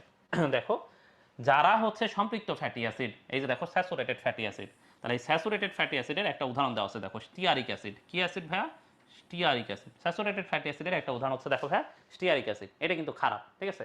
আর দেখো আনস্যাচুরেটেড ফ্যাটি অ্যাসিডের উদাহরণ আছে দুইটা, এই উদাহরণগুলো মুখস্থ করতে হবে, খুবই খুবই ইম্পর্টেন্ট। লিনোলিক অ্যাসিড আর লিনোলেনিক অ্যাসিড। কি উদাহরণ দুইটা? Linoleic, linolenic. কি ভাইয়া? Linoleic acid, linolenic acid, linoleic acid, linolenic acid. দেখো এই যে স্যাচুরেটেড ফ্যাটি অ্যাসিড, খেয়াল করে দেখো, এই যে স্যাচুরেটেড ফ্যাটি অ্যাসিড আমাদের আর্টারি গাত্রে জমা হয়ে রক্ত চলাচলের পথ শুরু করে দেয়, তাই হৃদরোগ হয়, দেখছো? তাহলে হৃদরোগের জন্য দায়ীকে এই যে বদ স্যাচুরেটেডটা, ঠিক আছে। আর আনস্যাচুরেটেডে এই কাজটা হয় না, বুঝে গেছে? এবার দেখো তোমরা যেমন অত্যাবশ্যকীয় অ্যামাইনো অ্যাসিড পড়ছে না, না এই পেজে হচ্ছে তোমাদের ওই যে এই গঠনটা দেওয়া আছে, যে এই গঠনটা আমি তোমাদেরকে পড়াইছি একদম শুরুতে, আজকে ক্লাস শুরুই করছে এগুলো পড়ায়, ঠিক আছে। তাহলে দেখো এই যে এর মধ্যে তোমরা লিনোলেনিক আর লিনোলিক অ্যাসিড এবং লিনোলিক অ্যাসিডকে বলা হয় দেখো এই যে লিনোলেনিক অ্যাসিড আর লিনোলিক, এই অ্যাসিড দুইটাকে বলা হয় অত্যাবশ্যকীয় ফ্যাটি অ্যাসিড। এই যে খেয়াল করে দেখো এদেরকে কি বলা হয়, অত্যাবশ্যকীয় ফ্যাটি অ্যাসিড। কি ফ্যাটি অ্যাসিড, কি অ্যাসিড, কি ফ্যাটি অ্যাসিড, অত্যাবশ্যকীয়। মুমতাহিনা বলছে অ্যান্সার প্লিজ। এই মুমতাহিনা তোমার কোশ্চেন চলে গেছে উপরে অনেক, তুমি এই কোশ্চেন আরেকবার করো তো কষ্ট করে, আরেকবার একটু কষ্ট করে কোশ্চেন করো তো, ঠিক আছে? তাহলে দেখো লিনোলিক, লিনোলেনিক অ্যাসিড হচ্ছে অত্যাবশ্যকীয়। একই রকম ভাবে আরো দুইটা অত্যাবশ্যকীয় অ্যামাইনো অ্যাসিড আছে, ওরা কারা? দেখো ওমেগা 3 আর ওমেগা 6, ওমেগা 3 এবং ওমেগা 6 অত্যাবশ্যকীয় ফ্যাটি অ্যাসিড। তাহলে দেখো অত্যাবশ্যকীয় ফ্যাটি অ্যাসিড আমরা আমাদের বইয়ে পাইছি টোটাল 4টা। কয়টা? Linoleic, linolenic, omega 3, omega 6। Linolenic, linoleic, omega 3, omega 6। আমিও একটা কোশ্চেন করছিলাম, এই তোমাদের কোশ্চেন চলে গেছে সামনে, মাঝখানে অনেকে অনেক কথা বলছে, তো কষ্ট করে আরেকবার একটু কোশ্চেন বলো আর কি, হ্যাঁ? কারণ একই সাথে পড়ানো এবং তোমাদের ওই যে কোশ্চেন দেখা এবং উত্তর দাও দুইটা একটু ডিফিকাল্ট হয়ে যায় মাঝে মধ্যে, হ্যাঁ? যখন অনেকগুলো মেসেজ আসে, আর যখন তোমরা কেউ মেসেজ দাও না চুপচাপ থাকো, তখন আবার আমার খারাপ লাগে যে কি পোলামেন্ট বুঝতেছে কি না, এই ওই সেই, ঠিক আছে? চর্বি যদি খারাপ হয়, নারকেল তেল ও চর্বি, তাহলে এটা কি খারাপ? হ্যাঁ, নারকেল তেল তো ভালো না, নারকেল তেল খারাপ, ঠিক আছে? তাহলে তোমরা এই হচ্ছে কথাবার্তা। তাহলে আমরা অত্যাবশ্যকীয় ফ্যাটি অ্যাসিড পাইছি 4টা, linoleic acid, linolenic acid, omega 3, omega 6। দেখবা যখনই তোমরা সয়াবিন তেলের অ্যাড দেখছো না টিভিতে, দেখবা যে যখন সয়াবিন তেলের অ্যাড দেখায় তখন দেখবা এরকম লেখা, প্রত্যেকটা অ্যাডে কমপক্ষে এটা বলে যে এখানে আছে ওমেগা 3 সম্পূর্ণ, ওমেগা 3, ওমেগা 6 আছে, যা আমাদের দেহকে এবং দেহের ব্রেনকে এগুলাকে গড়ে তুলবে। বলে না, বলে না, বলে কিন্তু, ঠিক আছে? দেখবা এরপরে সয়াবিন তেলের অ্যাডটা একটু ভালো মতো খেয়াল করে দেখবা, দেখবা এরকম বলছে যে এখানে আছে ওমেগা 3, ওমেগা 6 ফ্যাটি অ্যাসিড। এই তোমরা কি এটা দেখছো কিনা? সিস আর ট্রান্স আগেরটা ভাইয়া, সিস আর ট্রান্সে, সিস আর ট্রান্সে আগেরটা ভাইয়া সিএইচ হবে নাকি সিএইচ2? আচ্ছা মুমতাহিনা, আগেরটা যে কোনো একটা হইতে পারে, মানে কার্বনের 4টা হাত মিলাইলেই হয়েছে, বুঝছো মুমতাহিনা? কার্বনের 4টা হাত মিললেই হবে। ঠিক মতো খেয়াল করি নাই কখনো। আচ্ছা সমস্যা নাই, এরপরে যখন সয়াবিনের অ্যাড দেখবে এরপরে ভালো মতো দেখবে যে আসলে আসলেই বলতেছে কিনা। এরপর দেখো এই যে এখানে সিস ফ্যাটি অ্যাসিড বলছে, সিস ফ্যাটি অ্যাসিডের উদাহরণকে দেখো অলিভ অয়েল। কে ভাইয়া? Olive oil. এই যে দেখো দেহের জন্য উপকারী, দেহের জন্য কেমন উপকারী। আর দেখো ট্রান্স ফ্যাটি অ্যাসিড দেহের জন্য অপকারী। তাহলে দেহের জন্য খারাপ কে? ট্রান্স, ট্রান্স, ঠিক আছে? আর ভালো কে? সিস কে উদাহরণ কি? Olive oil. দেখছো এই জন্য অলিভ অয়েলের দাম আর কি। বা 1 লিটার অলিভ অয়েলের যে দাম, ঠিক আছে? তবে টেনশনের কিছু নাই, তোমরা যখন অনেক বড় লোক হয়ে যাবা, তোমরা এই যে এত কষ্ট করে পড়াশোনা করতেছো, পড়াশোনা করে তো তোমরা একসময় অনেক বড় লোক হয়ে যাবা, তখন দেখবা যে তোমরা আর সাধারণ তেল খাচ্ছ না, তোমরা সবাই কি তেল খাওয়া শুরু করবা? Olive oil. কি তেল? কি তেল? ঠিক আছে? তাহলে আমরা তেল চর্বি তো পড়ে ফেলছি, ঠিক আছে? নারিকেল তেল মাথায় দেওয়া খারাপ? এই মাথায় দিলে তো আর তোমার পেটে যাচ্ছে না, মাথায় তো তুমি দিতেই পারো, ঠিক আছে? মাথায় দিলে সমস্যা নেই, ঠিক আছে? তাহলে আসো আমরা আমরা এখানে হচ্ছে এবার মোমটা সম্পর্কে একটু জানি আর কি। মোম, মোম মানে সেই মোম, তোমরা কি জানো ওই যে ক্যান্ডেল লাইট ডিনার শুনছো কখনো তোমরা? ক্যান্ডেল লাইট ডিনার, মোমের, মোমবাতি জ্বালায়, ঠিক আছে? মোমবাতি জ্বালায় আলো, আলো তৈরি হয়, এটা কখনো দেখছো তোমরা? ঠিক আছে? তোমরা দেখছো কখনো যে মোমবাতি জ্বালাইলে আগুন জ্বলে? ঠিক আছে, দেখছো, দেখছো? মোমবাতি দেখছো কিনা তোমরা? তোমরা এরকম কোনো বান্দা আছো যে জীবনে মোমবাতি দেখো নাই? ওই যে মোমবাতিতে যেই মোমটা দেখো না, ওইটাই সেই মোম, হ্যাঁ? ওই মোমই এটা, ওই মোমই এটা, ঠিক আছে? তাহলে ওই মোমের ব্যবহার দেখো। এই মোমগুলো কি হয় জানো? এই মোম, এই যে তোমাদের ইয়ে আছে না, তোমাদের লিপস্টিক আছে না, লিপস্টিকগুলো কি দিয়ে তৈরি? লিপস্টিকের মধ্যে কি থাকে? মোম থাকে। কি থাকে? কি থাকে? মোম থাকে, ঠিক আছে? তাহলে মোম কিন্তু তাপ দিলে জমে যাবে। এরপরে দেখবা উদ্ভিদ বা উদ্ভিদের কাণ্ড বা উদ্ভিদের পাতার উপরে দেখবে একটু সাদা সাদা আস্তরণ টাইপের মনে হয়, মনে হয় না? মনে হয় না? ওইটাও এক ধরনের মোম। আবার দেখবা উদ্ভিদের পাতা কিউটিকল দ্বারা আবৃত না, তোমরা তোমরা পড়বা উদ্ভিদের পাতা কিউটিকল দ্বারা আবৃত, এগুলোও কি জানো? এগুলোও এক ধরনের মোম। এই জন্য দেখবা উদ্ভিদের ওপরে একটা প্রতিরোধক আস্তরণ হিসেবে মোম থাকে। জীবনে না দেখলেও সমস্যা নাই, তোমরা মাঝে মধ্যে একটু এরপরে হাটে ঘাটে বাজারে যখন গাছপালা একটু ভালো মতো খেয়াল করে দেখবা, দূর থেকে মাঝে মধ্যে দেখবা যে কিছু কিছু গাছের উপরে একটু সাদাটে টাইপের একটা আস্তরণ মনে হচ্ছে। এই যে সাদাটে টাইপের আস্তরণ থাকে, এটা কিসের আস্তরণ? মোমের আস্তরণ। আর সবগুলার যে দেখা যায় এরকম না, যেগুলো দেখা যায় না, যেমন আমাদের বডিতে প্রোটিন দিয়ে তৈরি, কিন্তু আমাদের চামড়ায় কি প্রোটিন দেখা যায়? দেখা তো যায় না, এটাও একটা ব্যাপার আর কি, হ্যাঁ? তা দেখো মোমের কাজ কি? দেখো উদ্ভিদের বিভিন্ন অঙ্গের উপরিতলে এই যে প্রতিরোধক স্তর হিসেবে থাকে। তারপর দেখো মোম সাধারণত কাণ্ড, বোটা এবং পাতা ও ফলের উপরে প্রতিরোধক স্তর, তার মানে কাণ্ড, বোটা, পাতা এবং ফলের উপরেও এরা হচ্ছে একটা লেয়ার হিসেবে তৈরি করতে পারে। আবার দেখো উদ্ভিদের কোষ প্রাচীর, এই যে কিউটিন, সুবেরিন যেগুলো বললাম না, এই যে cellulose, hemicellulose, lignin, pectin, suberin, cutin, যেগুলা এরাও হচ্ছে মোম জাতীয় পদার্থ। তাহলে এরাও কি? এরাও হলো মোম। আবার এর বাইরে দেখো মোম থেকে মোমবাতি তৈরি করা হয়। এটা আমি না বললে তো তোমরা জীবনেও জানতা না। আজকে যদি আমি না বলতাম তোমরা জানতা? বলো, জানার তো কোনো প্রশ্নই আসে না। আবার দেখো বিভিন্ন প্রসাধন শিল্পেও মোম ব্যবহার করা হয়। প্রসাধন শিল্পে মানে ওই যে আমাদের ওই যে সৌন্দর্যের সাথে রিলেটেড, যেমন ধরো লিপস্টিক টিপস্টিক, মানে আমাদের মেকআপ টেকআপ, বিভিন্ন মেকআপ টেকআপ আছে না, এগুলোতে মোম টোম একটু দেয় আর কি, বুঝছো? এই হলো ব্যাপার। তাহলে মোম তোমার যৌগিক লিপিড, ঠিক আছে? যৌগিক লিপিডটা গুরুত্বপূর্ণ। তাহলে যৌগিক লিপিডের মধ্যে সবচেয়ে বেশি গুরুত্বপূর্ণ দেখো ফসফোলিপিড। দেখো এখন পর্যন্ত ফসফোলিপিড থেকে কোশ্চেন আসে 3 বার। খেয়াল করে দেখো, ফসফোলিপিড থেকে এখন পর্যন্ত মেডিকেলে কোশ্চেন আসে 3 বার। কয়বার কোশ্চেন আসে বলো তো? 3 বার মেডিকেলে কোশ্চেন আসে। সো খুবই খুবই খুবই গুরুত্বপূর্ণ। তা দেখো ফসফোলিপিড, ফসফোলিপিড কেন এত গুরুত্বপূর্ণ? তোমাদেরকে প্রথম চ্যাপ্টার যখন পড়ানো হয়েছে তোমাদের মনে আছে? তোমাদের কি মনে আছে? তোমাদেরকে প্রথম চ্যাপ্টার বহুদিন আগে একটা প্রথম চ্যাপ্টার পড়ানো হয়েছিল, সেখানে তোমরা ফ্লুইড মোজাইক মডেল পড়ছিলা। মনে পড়ে কিনা? ফ্লুইড মোজাইক মডেল কেমন ছিল ভাইয়া, মনে পড়ে? তোমাদের ফ্লুইড মোজাইক মডেল অনেকটা এরকম ছিল না? ফোস না?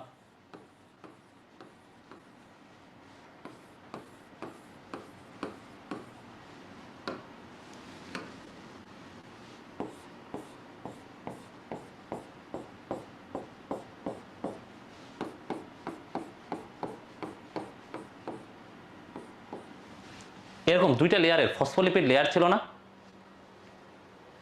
ঠিক আছে, এই যে তোমরা যখন ফ্লুইড মোজাইক মডেল পড়ছো তখন এরকম ফসফোলিপিডের 2টা লেয়ার পড়ছো কিনা? Phospholipid bilayer. তাহলে বলো তো সকল ধরনের, তাহলে এটা তো একটা কোষ তাই না? পুরোটাই ধরো একটা কোষ। এই পুরোটা একটা কোষের, এই যে ধরো এই যে কোষ, কোষ ঝিল্লির এই অল্প একটু অংশকে যদি আমরা জুম করি তাহলে আমরা এর ভেতরের গঠনটা এরকম দেখবো, তাই না? তাহলে দেখো তো একটা কোষের ঝিল্লি যদি ফসফোলিপিড দিয়ে তৈরি হয়, দেখো একটা কোষের ঝিল্লি যদি ফসফোলিপিড দিয়ে তৈরি হয়, তাহলে বলো তো এই কোষ কি ঢুকবে, কোষ কি বের হবে, ঠিক আছে? এই কোষ কি কাজ করবে, পুরোটাই এই বলো তো এই ঝিল্লির ওপর নিয়ন্ত্রণ আছে কিনা, এবং এখানে ফসফোলিপিডের নিয়ন্ত্রণ আছে কি নাই বলো তো? আছে। তাহলে বলো তো ভেতরে এই যে কোষের পানি আছে, কোষের ভেতরেও পানি আছে, বাইরেও পানি আছে, তাহলে এই যে পানি আসা যাওয়া এটার উপরে ফসফোলিপিডের ভূমিকা আছে নাকি নাই? আছে। তাহলে এই যে কোষের ভেতরে পানি আসা যাওয়া মানে কোষের ভেদ্যতা, ঠিক আছে?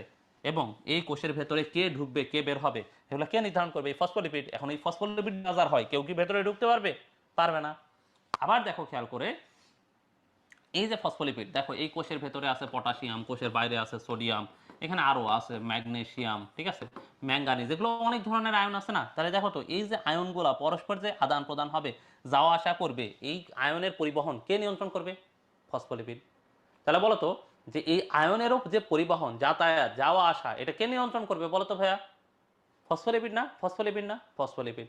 সবচেয়ে বড় কথা হচ্ছে দেখো যত ধরনের অঙ্গাণু আছে, এই যে মাইটোকন্ড্রিয়ার অঙ্গাণু বলো, প্লাস্টিড বলো, লাইসোজোম বলো, যত ধরনের অঙ্গাণুর এই যে এরকম তোমরা কোষ ঝিল্লি পড়বা, সব কোষ ঝিল্লি কি দিয়ে গঠিত? ফসফোলিপিড দিয়ে গঠিত। কি দিয়ে গঠিত ভাইয়া? ফসফোলিপিড দিয়ে গঠিত। ঠিক আছে? সো ফসফোলিপিড খুবই খুবই খুবই খুবই গুরুত্বপূর্ণ, খুবই গুরুত্বপূর্ণ, বুঝে গেছে? এই জন্য ফসফোলিপিড থেকে বারবার কোশ্চেন আসে, ফসফোলিপিড থেকে তোমরা কোনো কিছু পড়া বাদ দিবা না। ঠিক আছে? ঠিক আছে, তাহলে ফসফোলিপিডের যদি আমরা কাজ বলি, তাহলে প্রথম কাজ দেখো, আমাদের যত কোষের অঙ্গাণু, কোষ এবং কোষ লিপিড দিয়ে, ঠিক আছে, এই কোষের ভেতরে বাইরে আয়ন যে পরিবহন হয় সেই আয়ন বাহক হিসেবে কাজ করে ফসফোলিপিড। এই কোষের ভেতরে এবং বাইরে যে পানি পরিবহন হয় সেই পানি পরিবহন মানে কোষের ভেদ্যতা এবং আরও যে জিনিসপত্রগুলো পরিবহন হয় সেগুলোও কে করে? ফসফোলিপিড। এর বাইরে ফসফোলিপিডের 2টা গুরুত্বপূর্ণ কাজ আছে। একটা হচ্ছে, তোমরা জানো আমাদের রক্ত জমাট বাঁধার 13টা ফ্যাক্টর আছে। কয়টা ফ্যাক্টর? 13টা ফ্যাক্টর। এই যে 13টা ফ্যাক্টর, এই বেশ কিছু ফ্যাক্টর আছে যেগুলা অ্যাক্টিভেট হয় ফসফোলিপিডের উপস্থিতিতে। আমাদের রক্ত জমাট বাঁধার ফ্যাক্টর আছে কয়টা ভাইয়া? 13টা। কয়টা ভাইয়া? 13টা। এর মধ্যে বেশ কিছু ফ্যাক্টর আছে যেগুলো অ্যাক্টিভেট হয় কিসের উপস্থিতিতে? ফসফোলিপিড। তাহলে বলো তো ফসফোলিপিড যদি না থাকতো তাহলে কি এই যে ক্লটিং ফ্যাক্টরগুলো অ্যাক্টিভ হইতো? আর যদি এরা অ্যাক্টিভ না হইতো তাহলে কি আমাদের রক্ত জমাট বাঁধতো বলো তো? হয়তো হয়তো হইতো না। তাহলে বলো তো রক্ত জমাট বাঁধতে এদের কি ভূমিকা আছে নাকি নাই? আছে। ঠিক আছে, এরপর দেখো এনজাইমের প্রস্থেটিক গ্রুপ। ঠিক আছে, এনজাইমের প্রস্থেটিক গ্রুপ, এটা আপাতত মনে রাখো আমরা আগামী কালকের ক্লাসে মানে আগামী দিনের ক্লাসে তোমাদেরকে প্রস্থেটিক বুঝাই দিব, এনজাইমে প্রস্থেটিক। ঠিক আছে, তোমরা বলো এনজাইম মানে প্রোটিন কিনা? তোমাদেরকে প্রস্থেটিক পড়াইছি, এনজাইম মানে প্রোটিন না? বলো তো, এনজাইম মানে প্রোটিন না?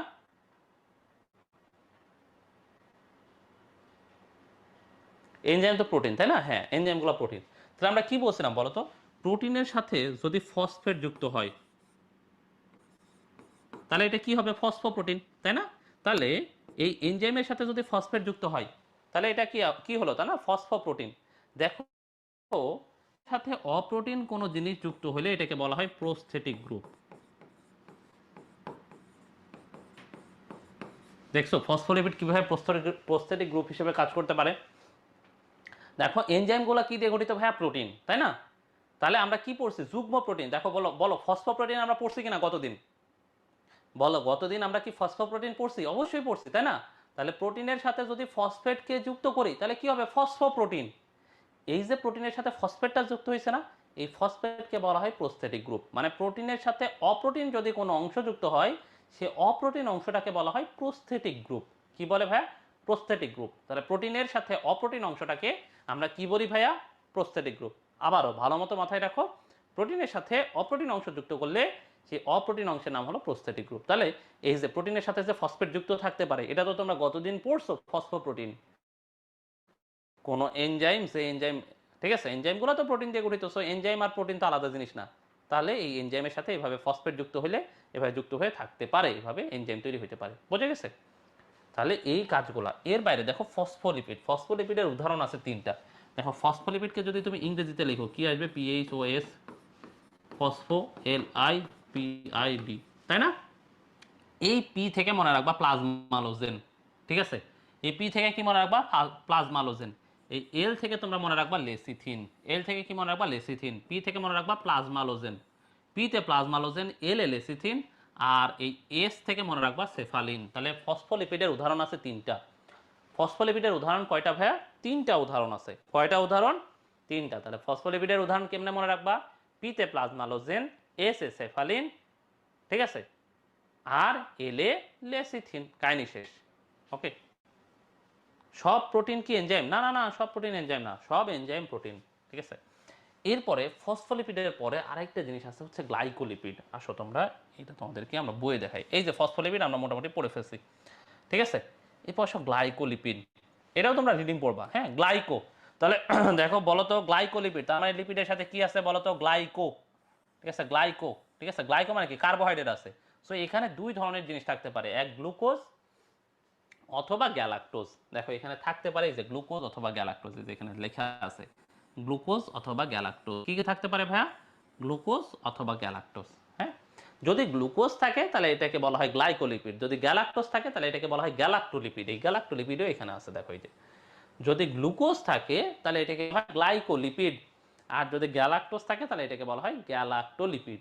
কি লিপিড? কি লিপিড ভাইয়া? গ্যালাক্টোলিপিড। কি লিপিড ভাইয়া? গ্যালাক্টোলিপিড। বুঝে গেছে? তাহলে এই যে গ্লুকোজ, গ্যালাক্টোজ যেগুলাই বলো না কেন, গ্লুকোজ, গ্লাইকো মানে গ্লুকোজ। গ্লুকোজ কিসের মাধ্যমে তৈরি হয়? শর্করা। কিসের মাধ্যমে তৈরি হয়? সালোক সংশ্লেষণের মাধ্যমে। কিসের মাধ্যমে বলো তো ভাইয়া? শর্করা জাতীয় খাবার। উদ্ভিদ যে শর্করা জাতীয় খাবার তৈরি করে, কি কোন প্রসেসের মাধ্যমে? তোমরা আমাকে বলো তো কোন প্রসেস? হে বলো তো কোন প্রসেসের মাধ্যমে তৈরি হয়? এই তোমরা কি অনেক বেশি টায়ার্ড হয়ে গেছো? অনেক বেশি ক্লান্ত, পরিশ্রান্ত, আর ভালো লাগে না, জীবন নিয়ে হতাশ, এরকম কিছু? ঠিক আছে, ফটোসিনথেসিস, এই তো, তাই না? তাহলে ফটোসিনথেসিস, এই জন্য তোমরা গ্লাইকোলিপিডের কাজে তোমরা খেয়াল করবা, শুধু এই ফটোসিনথেসিসটাই খেয়াল করবা। এই যে দেখো কি, ফটোসিনথেটিক অঙ্গাণু তৈরি করে, ফটোসিনথেসিস প্রক্রিয়ায় সাহায্য করে। তাহলে গ্লাইকোলিপিড, লিপিডের সাথে গ্লাইকো মানে গ্লুকোজ আছে। গ্লুকোজ কোন প্রক্রিয়ায় তৈরি হয়? ফটোসিনথেসিস প্রক্রিয়ায়। এই জন্য ফটোসিনথেসিস যেখানে আছে, যেখানে ফটোসিনথেসিস আছে, মনে রাখবা যেখানে কি আছে ভাই? ফটোসিনথেসিস। তাহলে কি ফটোসিনথেসিস প্রক্রিয়া, এই যে ফটোসিনথেটিক অঙ্গাণু তৈরি করতেও কাজ করে, ফটোসিনথেসিস প্রক্রিয়াতেও কি হেল্প করে? গ্লাইকোলিপিড। ওকে। এরপর সব সালফোলিপিড। সালফোলিপিড কি? সালফার আছে, এটা জানলেই হবে। লিপোপ্রোটিন, তাহলে লিপোপ্রোটিনে এসে তোমরা জানবা লিপোপ্রোটিনের, লিপোপ্রোটিন একটা কাজে জানবা যে তোমরা 9-10-এ ইলেকট্রন ট্রান্সপোর্ট চেইন, এইটা কি পড়ছো? তোমাদের 9-10-এ ইলেকট্রন ট্রান্সপোর্ট চেইন এই জিনিসটা পড়ার কথা। তোমাদের কি মনে পড়ে যে তোমরা 9-10 ইলেকট্রন ট্রান্সপোর্ট চেইন পড়ছো? এই আমরা প্রায় শেষ, হ্যাঁ, এটাই হচ্ছে লাস্ট পাতার দিকে, ঠিক আছে, আমাদের পড়া আর বেশি নাই। তবে এখানে হচ্ছে তোমাদের পড়ার জিনিস বেশি, আমানোর জিনিস কম, ঠিক আছে। হ্যাঁ হ্যাঁ হ্যাঁ, এই তো ইলেকট্রন ট্রান্সপোর্ট চেইন, এই ইলেকট্রন ট্রান্সপোর্ট চেইন গঠনে লিপোপ্রোটিন আছে, হ্যাঁ, ইলেকট্রন ট্রান্সপোর্ট চেইনের গঠনে কি আছে? লিপোপ্রোটিন, এটা জানলেই হবে, ঠিক আছে। তাহলে লিপোপ্রোটিনে কি কোথায় কি কি বলরা? ইলেকট্রন ট্রান্সপোর্ট চেইন এই গঠনে, এখানে এই ইলেকট্রন চেইনের গঠনে কি আছে ভাই? লিপোপ্রোটিন, ঠিক আছে।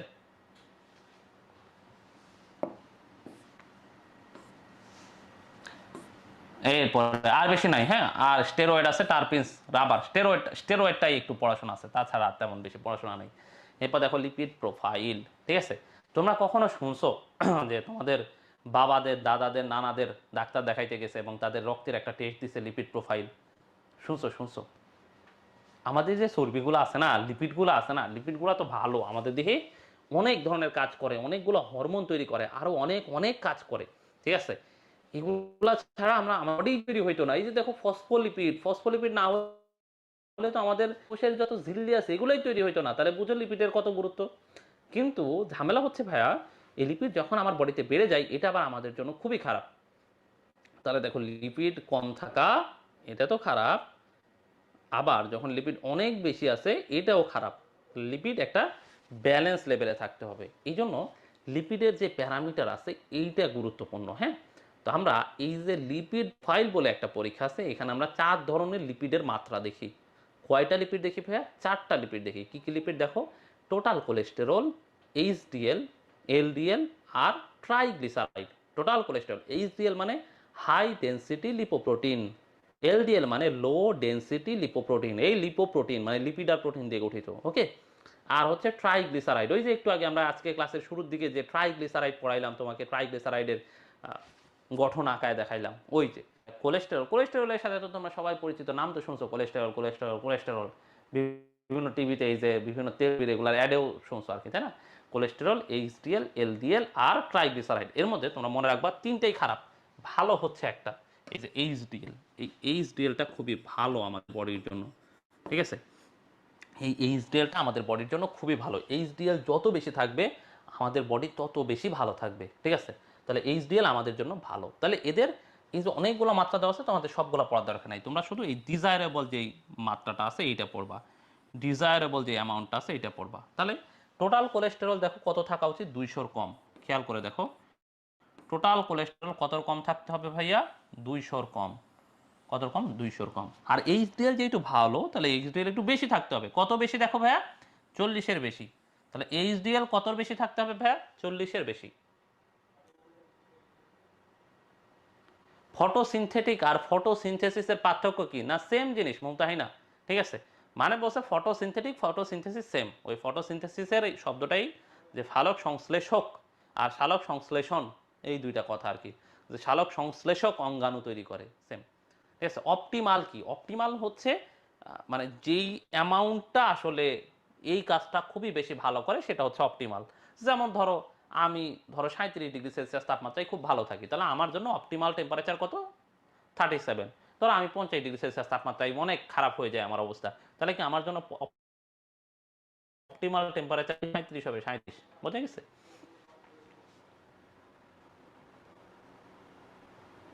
ঠিক আছে। এরপর আসো এলডিএল। এলডিএল এর মাত্রা কত কম থাকতে হবে দেখো ভাই? 100-র কম থাকতে হবে।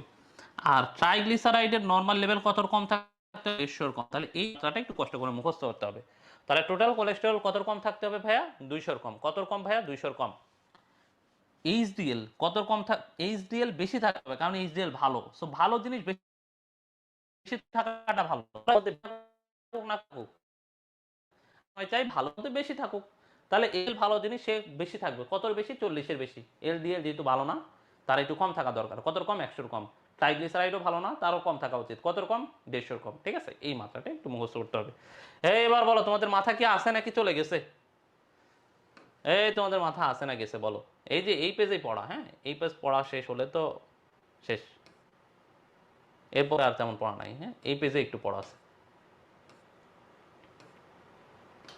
অল্প পড়া, হ্যাঁ। এগুলাতে হচ্ছে ওই যে মুখস্থ টাইপের পড়া বেশি, এই জন্য তোমাদের দেখে একটু কেমন কেমন বিরক্তিকর লাগবে যে ভাই কি যে বলতেছেন, কোন দিক থেকে বলতেছেন, ভাই কি বাংলাদেশে আছেন, ভাই কি বাংলা কথা বলতেছেন, ঠিক আছে, এরকম মনে হবে।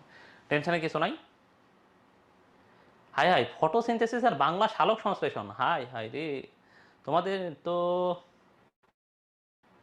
ভালো হইতো। হ্যাঁ, দুইটা ব্রেন থাকলে দেখবে যে অনেক বাসা বাড়ি যেগুলো একটু বড় বিশাল বিল্ডিং, সেগুলো লিফট অনেক বেশি ব্যবহার হয়, দেখবা যে ওখানে লিফট দুইটা থাকে, দিন চলবে রাতে চলবে, বা একটা লিফট দুপুর পর্যন্ত চলবে, এরপরে আরেকটা লিফট হচ্ছে ওরা যে এই এই এই সময় হচ্ছে লিফট অফ থাকবে, ঠিক আছে, তো ওদেরকে একটু মেশিনকে শান্তি দেয় আর কি। তো এরকম দুইটা ব্রেন থাকলে আমাদের জন্য কত ভালো হইতো, যে এখন ব্রেন একটা হচ্ছে স্যাচুরেটেড হয়ে গেছে, ওই ব্রেনটাকে সরায় আরেকটা ব্রেন ইনস্টল দিয়ে দিতাম। হ্যাঁ, তারপরে এই ব্রেনটা আবার হচ্ছে কিছু কাজকর্ম নিত, ততক্ষণে ওই ব্রেনটা আবার ঠান্ডা হয়ে যেত, তখন আবার ওই ব্রেন দিয়ে আমরা কাজকর্ম করতাম, খুবই ভালো হইতো, ঠিক আছে।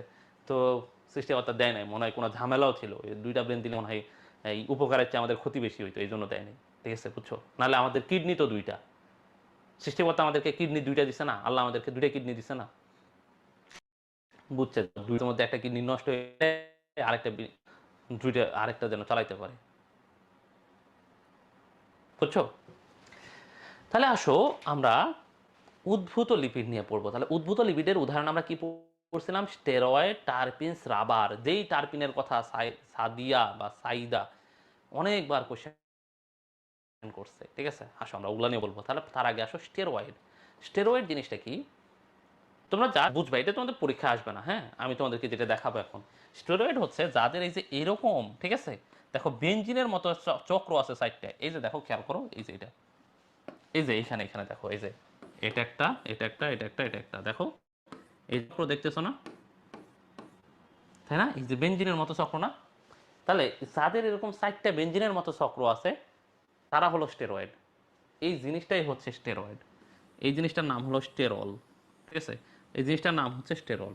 যাদের এইটা আছে, এই যে পার্থক্যটা কোথায় হয়, যে এই জায়গায় পার্থক্য হয়, এই জায়গার পার্থক্যের জন্য স্টেরয়েড বিভিন্ন রকম হয়, ঠিক এই জায়গায় বিভিন্ন পার্থক্যের কারণে স্টেরয়েড বিভিন্ন রকম হয়। কিন্তু সকল স্টেরয়েড, যাকে তুমি স্টেরয়েড বলবা তার মধ্যে এই যে এই গঠনটা কমন, এই গঠনটা তার মধ্যে থাকবেই, সকল স্টেরয়েড, হ্যাঁ, এই স্টেরয়েডের মধ্যে এই গঠনটা থাকবেই। হ্যাঁ, এই যে অ্যাজমারও, অ্যাজমা অসুখে দেওয়া হয়, হ্যাঁ এই তো সাবাস, তোমরা তো সেই, ঠিক আছে। তাহলে এই যে স্টেরয়েড, এই বেশ কয়েকটা স্টেরয়েডের নাম তোমাদের নামে দেওয়া আছে পরীক্ষায়, এখানে দেখো খুবই সোজা, কেন দেখো সবগুলা নামের সাথে স্টেরল, তুমি দেখেই বুঝবা। দেখো কোলেস্টেরল, খেয়াল করে দেখো নামগুলা, কোলেস্টেরল, স্টিগমাস্টেরল, আর্গোস্টেরল, বিটা সিস্টোস্টেরল, ডিজিটালিন, দেখো সবগুলা নামের সাথে স্টেরল আছে, কোলেস্টেরল, স্টিগমাস্টেরল, আর্গোস্টেরল, বিটা সিস্টোস্টেরল, ডিজিটালিন, নামের মধ্যে আছে কোলেস্টেরল, স্টিগমাস্টেরল, আর্গোস্টেরল, বিটা সিস্টোস্টেরল, আর কি ভাইয়া, ডিজিটালিন। এগুলা কিসের উদাহরণ? স্টেরয়েড উদাহরণ, স্টেরয়েডের উদাহরণ। এবং তোমরা কি জানো না হৃৎপিণ্ডের চিকিৎসা এখন ডিজিটাল হয়ে গেছে না, বলো তো? আগে তো হৃৎপিণ্ডের চিকিৎসা ধরাই যাইতো না, রিং পরাবে, বাংলাদেশে রিং পরাবে, এটা তো মানে কল্পনাই করতে পারতো না। এখনো দেখবো যে যাদের একটু বেশি টাকা পয়সা আছে ওরা বাংলাদেশে হাটে রিং পরাইতে চায় না, যা না বাংলাদেশে কি করবে না করবে, কি হয় না হয়, ঠিক আছে। কিন্তু দেখো বাংলাদেশে কিন্তু এখন প্রতি জেলা শহরগুলোতেও হাটে রিং পরানো হয়, ঠিক আছে। তো বাংলাদেশের চিকিৎসা, হার্টের চিকিৎসা তো এখন ডিজিটাল হয়ে গেছে। এই জন্য মনে রাখবা হৃৎপিণ্ডের চিকিৎসায় ডিজিটালিন ব্যবহার করা হয়। কি ব্যবহার করা হয় ভাইয়া? ডিজিটালিন। কি ব্যবহার করা হয়? ডিজিটালিন। আর এখান থেকে আর দুইটা লাইন আছে দেখো, নিউরোস্পোরা এবং ইস্ট, নিউরোস্পোরা এবং ইস্ট দুইটা উদ্ভিদ যাদের ভেতরে কি পাওয়া যায়? আর্গোস্টেরল। তাহলে এরকম কোশ্চেন আসতে পারে, নিউরোস্পোরাতে নিচের কোনটি পাওয়া যায়? আর দেখো আলু এবং সুপ্রি আলুতে সর্বোচ্চ পরিমাণ কোলেস্টেরল পাওয়া যায়। তাহলে নিউরোস্পোরা এবং ইস্টে কি পাওয়া যায় ভাইয়া? আর্গোস্টেরল, ঠিক আছে। তাহলে কোলেস্টেরল, স্টিগমাস্টেরল, বিটা সিস্টোস্টেরল, ঠিক আছে, এই নামগুলা মোটামুটি তোমাদের ওই যে স্টেরল স্টেরল নাম দেখেই মোটামুটি মনে পড়ে যাবে ইনশাল্লাহ, আশা করা যায়। এরপর আসো তাহলে এই যে কোলেস্টেরল, সেই যে কোলেস্টেরল, এই কোলেস্টেরল খুবই খুবই খুবই গুরুত্বপূর্ণ। শোনো, কোলেস্টেরল দেখো সকল প্রাণীর চর্বিতে বিদ্যমান একটি সাধারণ স্টেরল, দেখো সকল প্রাণীর চর্বিতে সকল বিদ্যমান একটি সাধারণ স্টেরল, মেমব্রেনের অতি প্রয়োজনীয় উপাদান এবং পিত্তের প্রধান উপাদান। পিত্ত তোমরা জানো আমাদের পিত্তথলি আছে, যে পিত্তথলিতে পাথর হয়, তোমরা জানো এটা, আমাদের পিত্তথলি আছে, পিত্ত, এই যে গরু ছাগল কোরবানির সময়ও তোমরা দেখার কথা কলিজার নিচে, বা হাঁস মুরগির যখন হচ্ছে তোমরা মাংস কাটাকাটি করা যদি দেখে থাকো, হাঁস মুরগির কলিজার নিচে দেখবা সবুজ রঙের একটা পিত্ত আছে, ওখানে ওই যে পিত্তথলি আছে যার ভিতরে পিত্ত থাকে। সেই পিত্তের প্রধান উপাদান দেখো কোলেস্টেরল, এবং এই কোলেস্টেরল থেকে ভিটামিন ডি তৈরি হয়। ওই থেকে তৈরি হয় কোলেস্টেরল থেকে ভিটামিন ডি তৈরি হয়। তাহলে দেখছো, হ্যাঁ এই যে দীপ দীপ ভালো বলতেছে কারণ তার বাবার অপারেশন করতে হয়েছে। হ্যাঁ আমার মায়েরও কয়েকদিন আগে পিত্তথলি পাথরের অপারেশন হয়েছে আর কি। হ্যাঁ তাহলে দেখো কোলেস্টেরল কোথায় আসছে, দেখো প্রাণীর চর্বিগুলোতে থাকে, এবং এর ভেতরে এই যে দেখো স্টেরল আছে, এবং এটার দেখো কয়েকটা জিনিসে খুবই গুরুত্বপূর্ণ কাজ। দেখো প্লাজমা মেমব্রেনের উপাদান, মানে ওই যে কোষ ঝিল্লি, তারপর ভিটামিন ডি। এই যে পিত্তথলিতে যে পাথর হয়, সেই পাথরটা আসলে কি জানো, কোলেস্টেরল। যখন আমাদের কোলেস্টেরলের পরিমাণ অনেক বেড়ে যায় রক্তে, তাহলে বলো তো তখন কি আমাদের পিত্তে স্বাভাবিকের চেয়ে কোলেস্টেরল কম হবে নাকি বেশি হবে বলো তো? যখন আমাদের রক্তে কোলেস্টেরলের পরিমাণ বেড়ে যায়, আমাদের পিত্তেও কোলেস্টেরলের পরিমাণ অনেক বেড়ে যায়, অনেক বেড়ে যায়। তখন এই যে কোলেস্টেরলগুলো বেড়ে গেছে না, এই কোলেস্টেরলগুলো আস্তে আস্তে জমা হয়ে হয়ে পাথর তৈরি করে। ঠিক আছে, তাহলে আমাদের এই যে আমাদের দেহে যে পাথর তৈরি হয়, সেই পাথর আসলে কি জানো, কোলেস্টেরল। সেটা কিন্তু ওই যে যেই পাথর দিয়ে ঘর বাড়ি বানায় ওই মার্বেল পাথর না, ঠিক আছে, ওই পাথর আসলে কোলেস্টেরল। ওকে, তাই দেখো এই কোলেস্টেরলের দুইটা প্রকার আছে, দুইটা টাইপ আছে। দেখো দুই প্রকার, একটা হলো এইচডিএল যেটা আমরা পড়ছি, আর একটা হলো এলডিএল। দেখো এলডিএল হচ্ছে লো ডেনসিটি লিপোপ্রোটিন, আর এইচডিএল হচ্ছে দেখো হাই ডেনসিটি লিপোপ্রোটিন, এইচডিএল। তাহলে আমরা কি বলছি ভাইয়া, কোনটা ভালো? এইচডিএল ভালো। এই যে দেখো এলডিএল বেশি থাকা খুবই ক্ষতিকর। এটা আবার মেডিকেলে কোশ্চেন আসে, দেখো এখান থেকে মেডিকেলে কোশ্চেন আসে দুইবার, এইটা একটা কোশ্চেন আসে। আবার দেখো রক্তে কোলেস্টেরলের স্বাভাবিক মাত্রা 0.15 থেকে 1.20%, এটাও মেডিকেল ভর্তি পরীক্ষার কোশ্চেন। ঠিক আছে, এটাও মেডিকেল ভর্তি পরীক্ষার কোশ্চেন, সো এটাও তোমার একটু জানতে হবে। তাহলে এইচডিএল ভালো, এলডিএল খারাপ, তোমরা জানো? তোমরা কি জানো, দেখবা মেয়েদের সব কিছু কম। দেখবা মেয়েদের ব্রেন, ছেলেদের ব্রেনের ওজন যদি 1.3 কেজি হয়, মেয়েদের ব্রেনের ওজন 1.1 কেজি। এই জন্য দেখবা মেয়েরা একটু চালাক চতুর বুদ্ধিমান বেশি হয়, বুদ্ধিমতী একটু বেশি হয়। ঠিক আছে, তারপর দেখবা ছেলেদের যদি 5.5 লিটার রক্ত থাকে, তাহলে দেখবা মেয়েদের রক্ত আছে 4.5 লিটার। ছেলেদের কিডনির ওজন যদি, ঠিক আছে, কিডনির ওজন যদি 250 গ্রাম হয়, তাহলে দেখবা মেয়েদের কিডনির ওজন 200 গ্রাম। ঠিক আছে, ছেলেদের হার্টের ওজন যদি 350 গ্রাম হয়, তাহলে মেয়েদের হার্টের ওজন দেখবা 250 গ্রাম। সব কিছু কম কম, কিন্তু দেখবা একটা জিনিস মেয়েদের অনেক বেশি, মেয়েদের বেশি থাকে কি, এইচডিএল। দেখো স্ত্রী লোকের রক্তে এইচডিএল বেশি থাকে, এবং এটার কারণে দেখবা তোমার আশেপাশে চেনা পরিচিত গ্রামে গঞ্জে যত জনের হার্ট অ্যাটাক বা এই যে হার্টের রোগ হয়েছে, দেখবা ম্যাক্সিমামই আঙ্কেল, নানা, দাদা, আন্টি কিন্তু খুঁজে পাবা না। দেখছো? সাবিয়া বলছেন আপনি কি আমাদের অপমান করছেন? না, তোমাদের সম্মান দিতেছি। ঠিক আছে, কি যে বলো, মেয়েদের বুদ্ধি বেশি না, ছেলেদের বুদ্ধি কম, ছেলেদের একটু মোটা হয় আর কি, বুদ্ধিতে একটু মোটা হয়। ঠিক আছে, তাহলে দেখো তুমি ভালো মতো খেয়াল করে দেখো, এখন দেখো যে কারা কারা হার্ট অ্যাটাক করছে তোমার আত্মীয় স্বজনের মধ্যে, কাদের কাদের হার্টের ব্লক আছে, কি আছে, দেখবা ম্যাক্সিমামই আঙ্কেল, ম্যাক্সিমামই দেখবা দাদা নানা, মানে ছেলেরা। মেয়েরা খুবই কম, হয় না আমি এরকম বলতেছি না, কিন্তু খুবই কম। ঠিক আছে, খুবই কম, বুঝছো? আমাদের আবার অপমান করলেন, দিগন্ত না, তুমি আসলে বুঝো নাই আসলে কাদেরকে বলছে, তুমি এটা বুঝো নাই। ঠিক আছে, আচ্ছা যাই হোক, আমরা এগুলো নিয়ে কথাবার্তা না বলি, এগুলো কথাবার্তা না বলাই ভালো। এই যে, ঠিক আছে, তাহলে বোঝা গেছে। আমার এক ভাইয়ের হার্টে 3টা ব্লক হয়েছিল। হ্যাঁ, এই তো ভাইদেরই বেশি হবে দেখবা। ঠিক আছে, তাহলে আসো আমরা এই যে স্টেরয়েড মোটামুটি পড়ে ফেলছি, স্টেরয়েডের কাজে এখানে একবার রিডিং দিবা। ঠিক আছে, স্টেরয়েড হচ্ছে পুরা এই যে আমাদের যত হরমোন টরমোন আছে, এই হরমোন টরমোন তৈরি করে এবং পানি ভারসাম্য রক্ষা করে। স্টেরয়েডের কাজ একটু পরে আবার আছে, ওইখানে আমরা পড়বো। এবার আসো টারপিনস। ঠিক আছে, এই সেই টারপিনস। হ্যাঁ, তাহলে যাদের এই যে টারপিনসের কমন কমন সংকেত হচ্ছে এই যে C5H8, এটা এইটা হচ্ছে টারপিন। এই যে আইসোপ্রিনের সাধারণ সংকেত এখানে দেখো 10 থেকে 40টা কার্বন থাকে টারপিনে। তোমরা মনে রাখবা 10 থেকে 40টা কার্বন থাকে।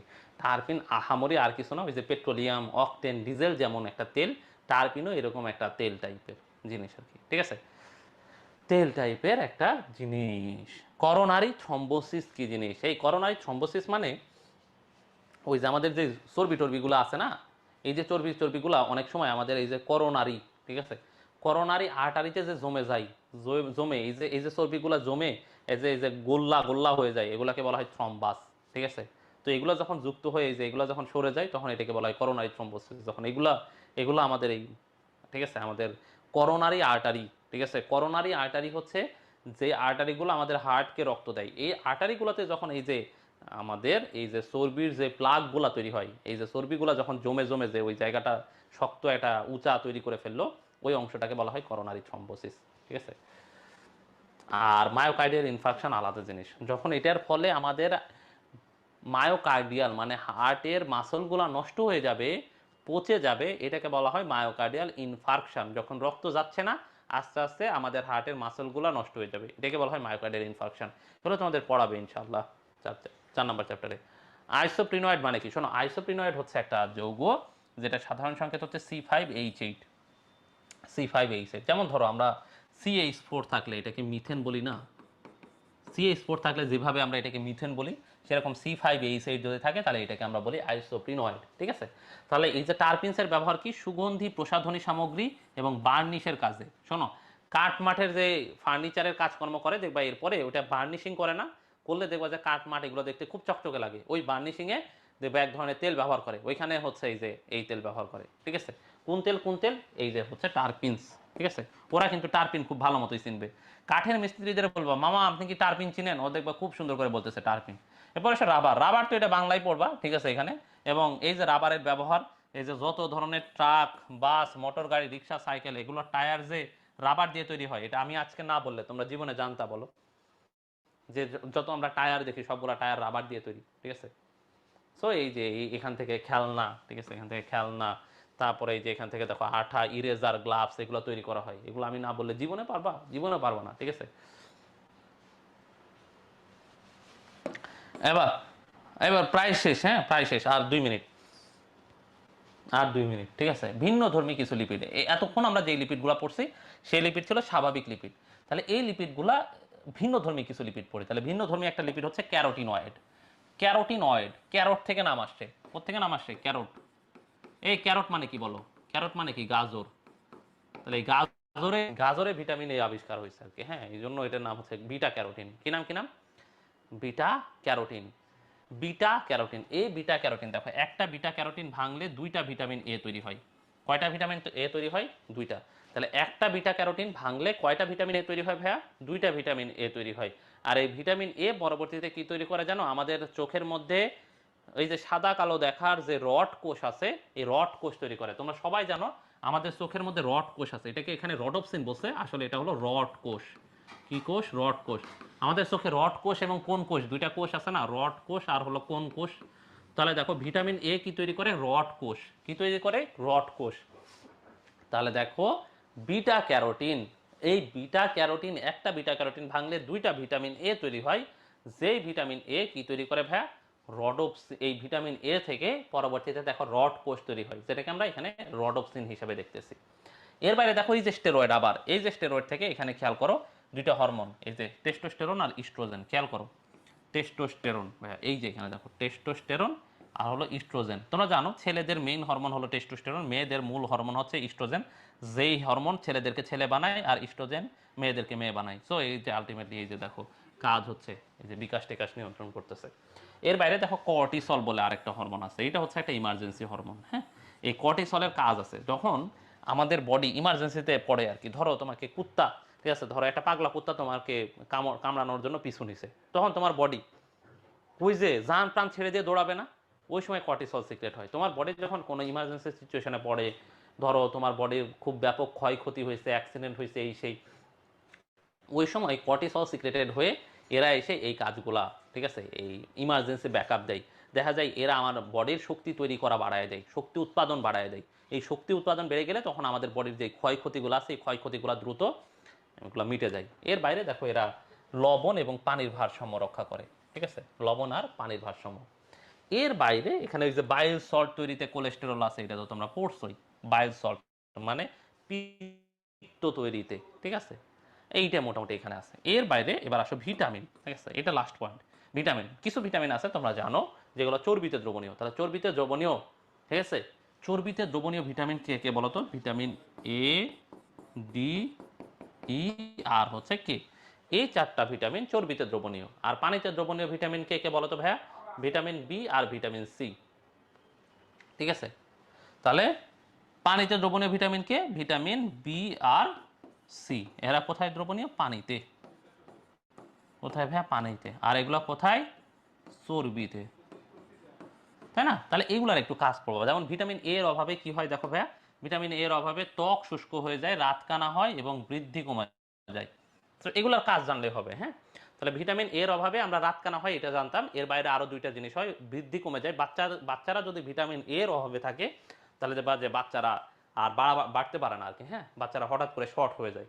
আর কি হয়, আমাদের ত্বক খুব রাফ হয়ে যায়। এই জন্য ত্বকে লাগানো কোনো কিছুতে দেখবা যে এখানে আছে ভিটামিন এ, বিটা ক্যারোটিন, ম্যারোটিন, এই সেইগুলো বলে, কেরাটিন আছে, এই সেইগুলো বলে। ঠিক আছে, আর ভিটামিন ডি হচ্ছে সম্পর্ক হলো ক্যালসিয়ামের সাথে। ভিটামিন ডি এর সম্পর্ক কার সাথে ভাইয়া? ক্যালসিয়াম। কার সাথে ভাইয়া? ক্যালসিয়ামের সাথে। সো ভিটামিন ডি এই যে ক্যালসিয়াম শোষণ নিয়ন্ত্রণ করে। ভিটামিন ডি এর অভাব হলে ক্যালসিয়ামও কমে যাবে। সো ভিটামিন ডি এর অভাবে ক্যালসিয়ামও যখন কমে যাবে তখন হাড়ের সমস্যা হবে। তোমরা জানো আমাদের হাড়গুলা কি দিয়ে গঠিত? ক্যালসিয়াম দিয়ে গঠিত। আমাদের হাড়গুলা কি দিয়ে গঠিত? ক্যালসিয়াম। সো এখানে ক্যালসিয়ামের ঝামেলা হবে। আর ভিটামিন ই কি করে জানো? আমাদের বডির ভিটামিন ই হচ্ছে একটা অ্যান্টিঅক্সিডেন্ট। কি ভাইয়া? অ্যান্টিঅক্সিডেন্ট। তোমরা নাম শুনছো না? অ্যান্টিঅক্সিডেন্ট। এই অ্যান্টিঅক্সিডেন্ট কি করে জানো? এই যে জারণ বিজারণ বিক্রিয়ার ফলে যে ক্ষতিকর জিনিসপত্র তৈরি হয় এগুলাকে নিষ্ক্রিয় করে। তাহলে ভিটামিন ই কি করে? জারণ বিজারণ বিক্রিয়ার মাধ্যমে যে ক্ষতিকর জিনিসগুলো তৈরি হয় এগুলাকে নিষ্ক্রিয় করে। এর বাইরে ভিটামিন কে এর ব্যবহার তোমরা জানো। ভিটামিন কে কি করে? রক্ত জমাট বাঁধায়। কি করে ভাইয়া? রক্ত জমাট বাঁধতে সাহায্য করে। আর দেখো পানিতে দ্রবণীয় ভিটামিন হলো ভিটামিন বি আর সি। এই এই মোটামুটি তোমাদের লিপিড নিয়ে পড়াশোনা। ঠিক আছে, এক ক্লাসে পড়াচ্ছি তো এই জন্য একটু একটু লাগতে পারে তোমাদের যে ভাই অনেক কিছু পড়ে ফেলছে। আসলে পড়া অনেক বেশি না।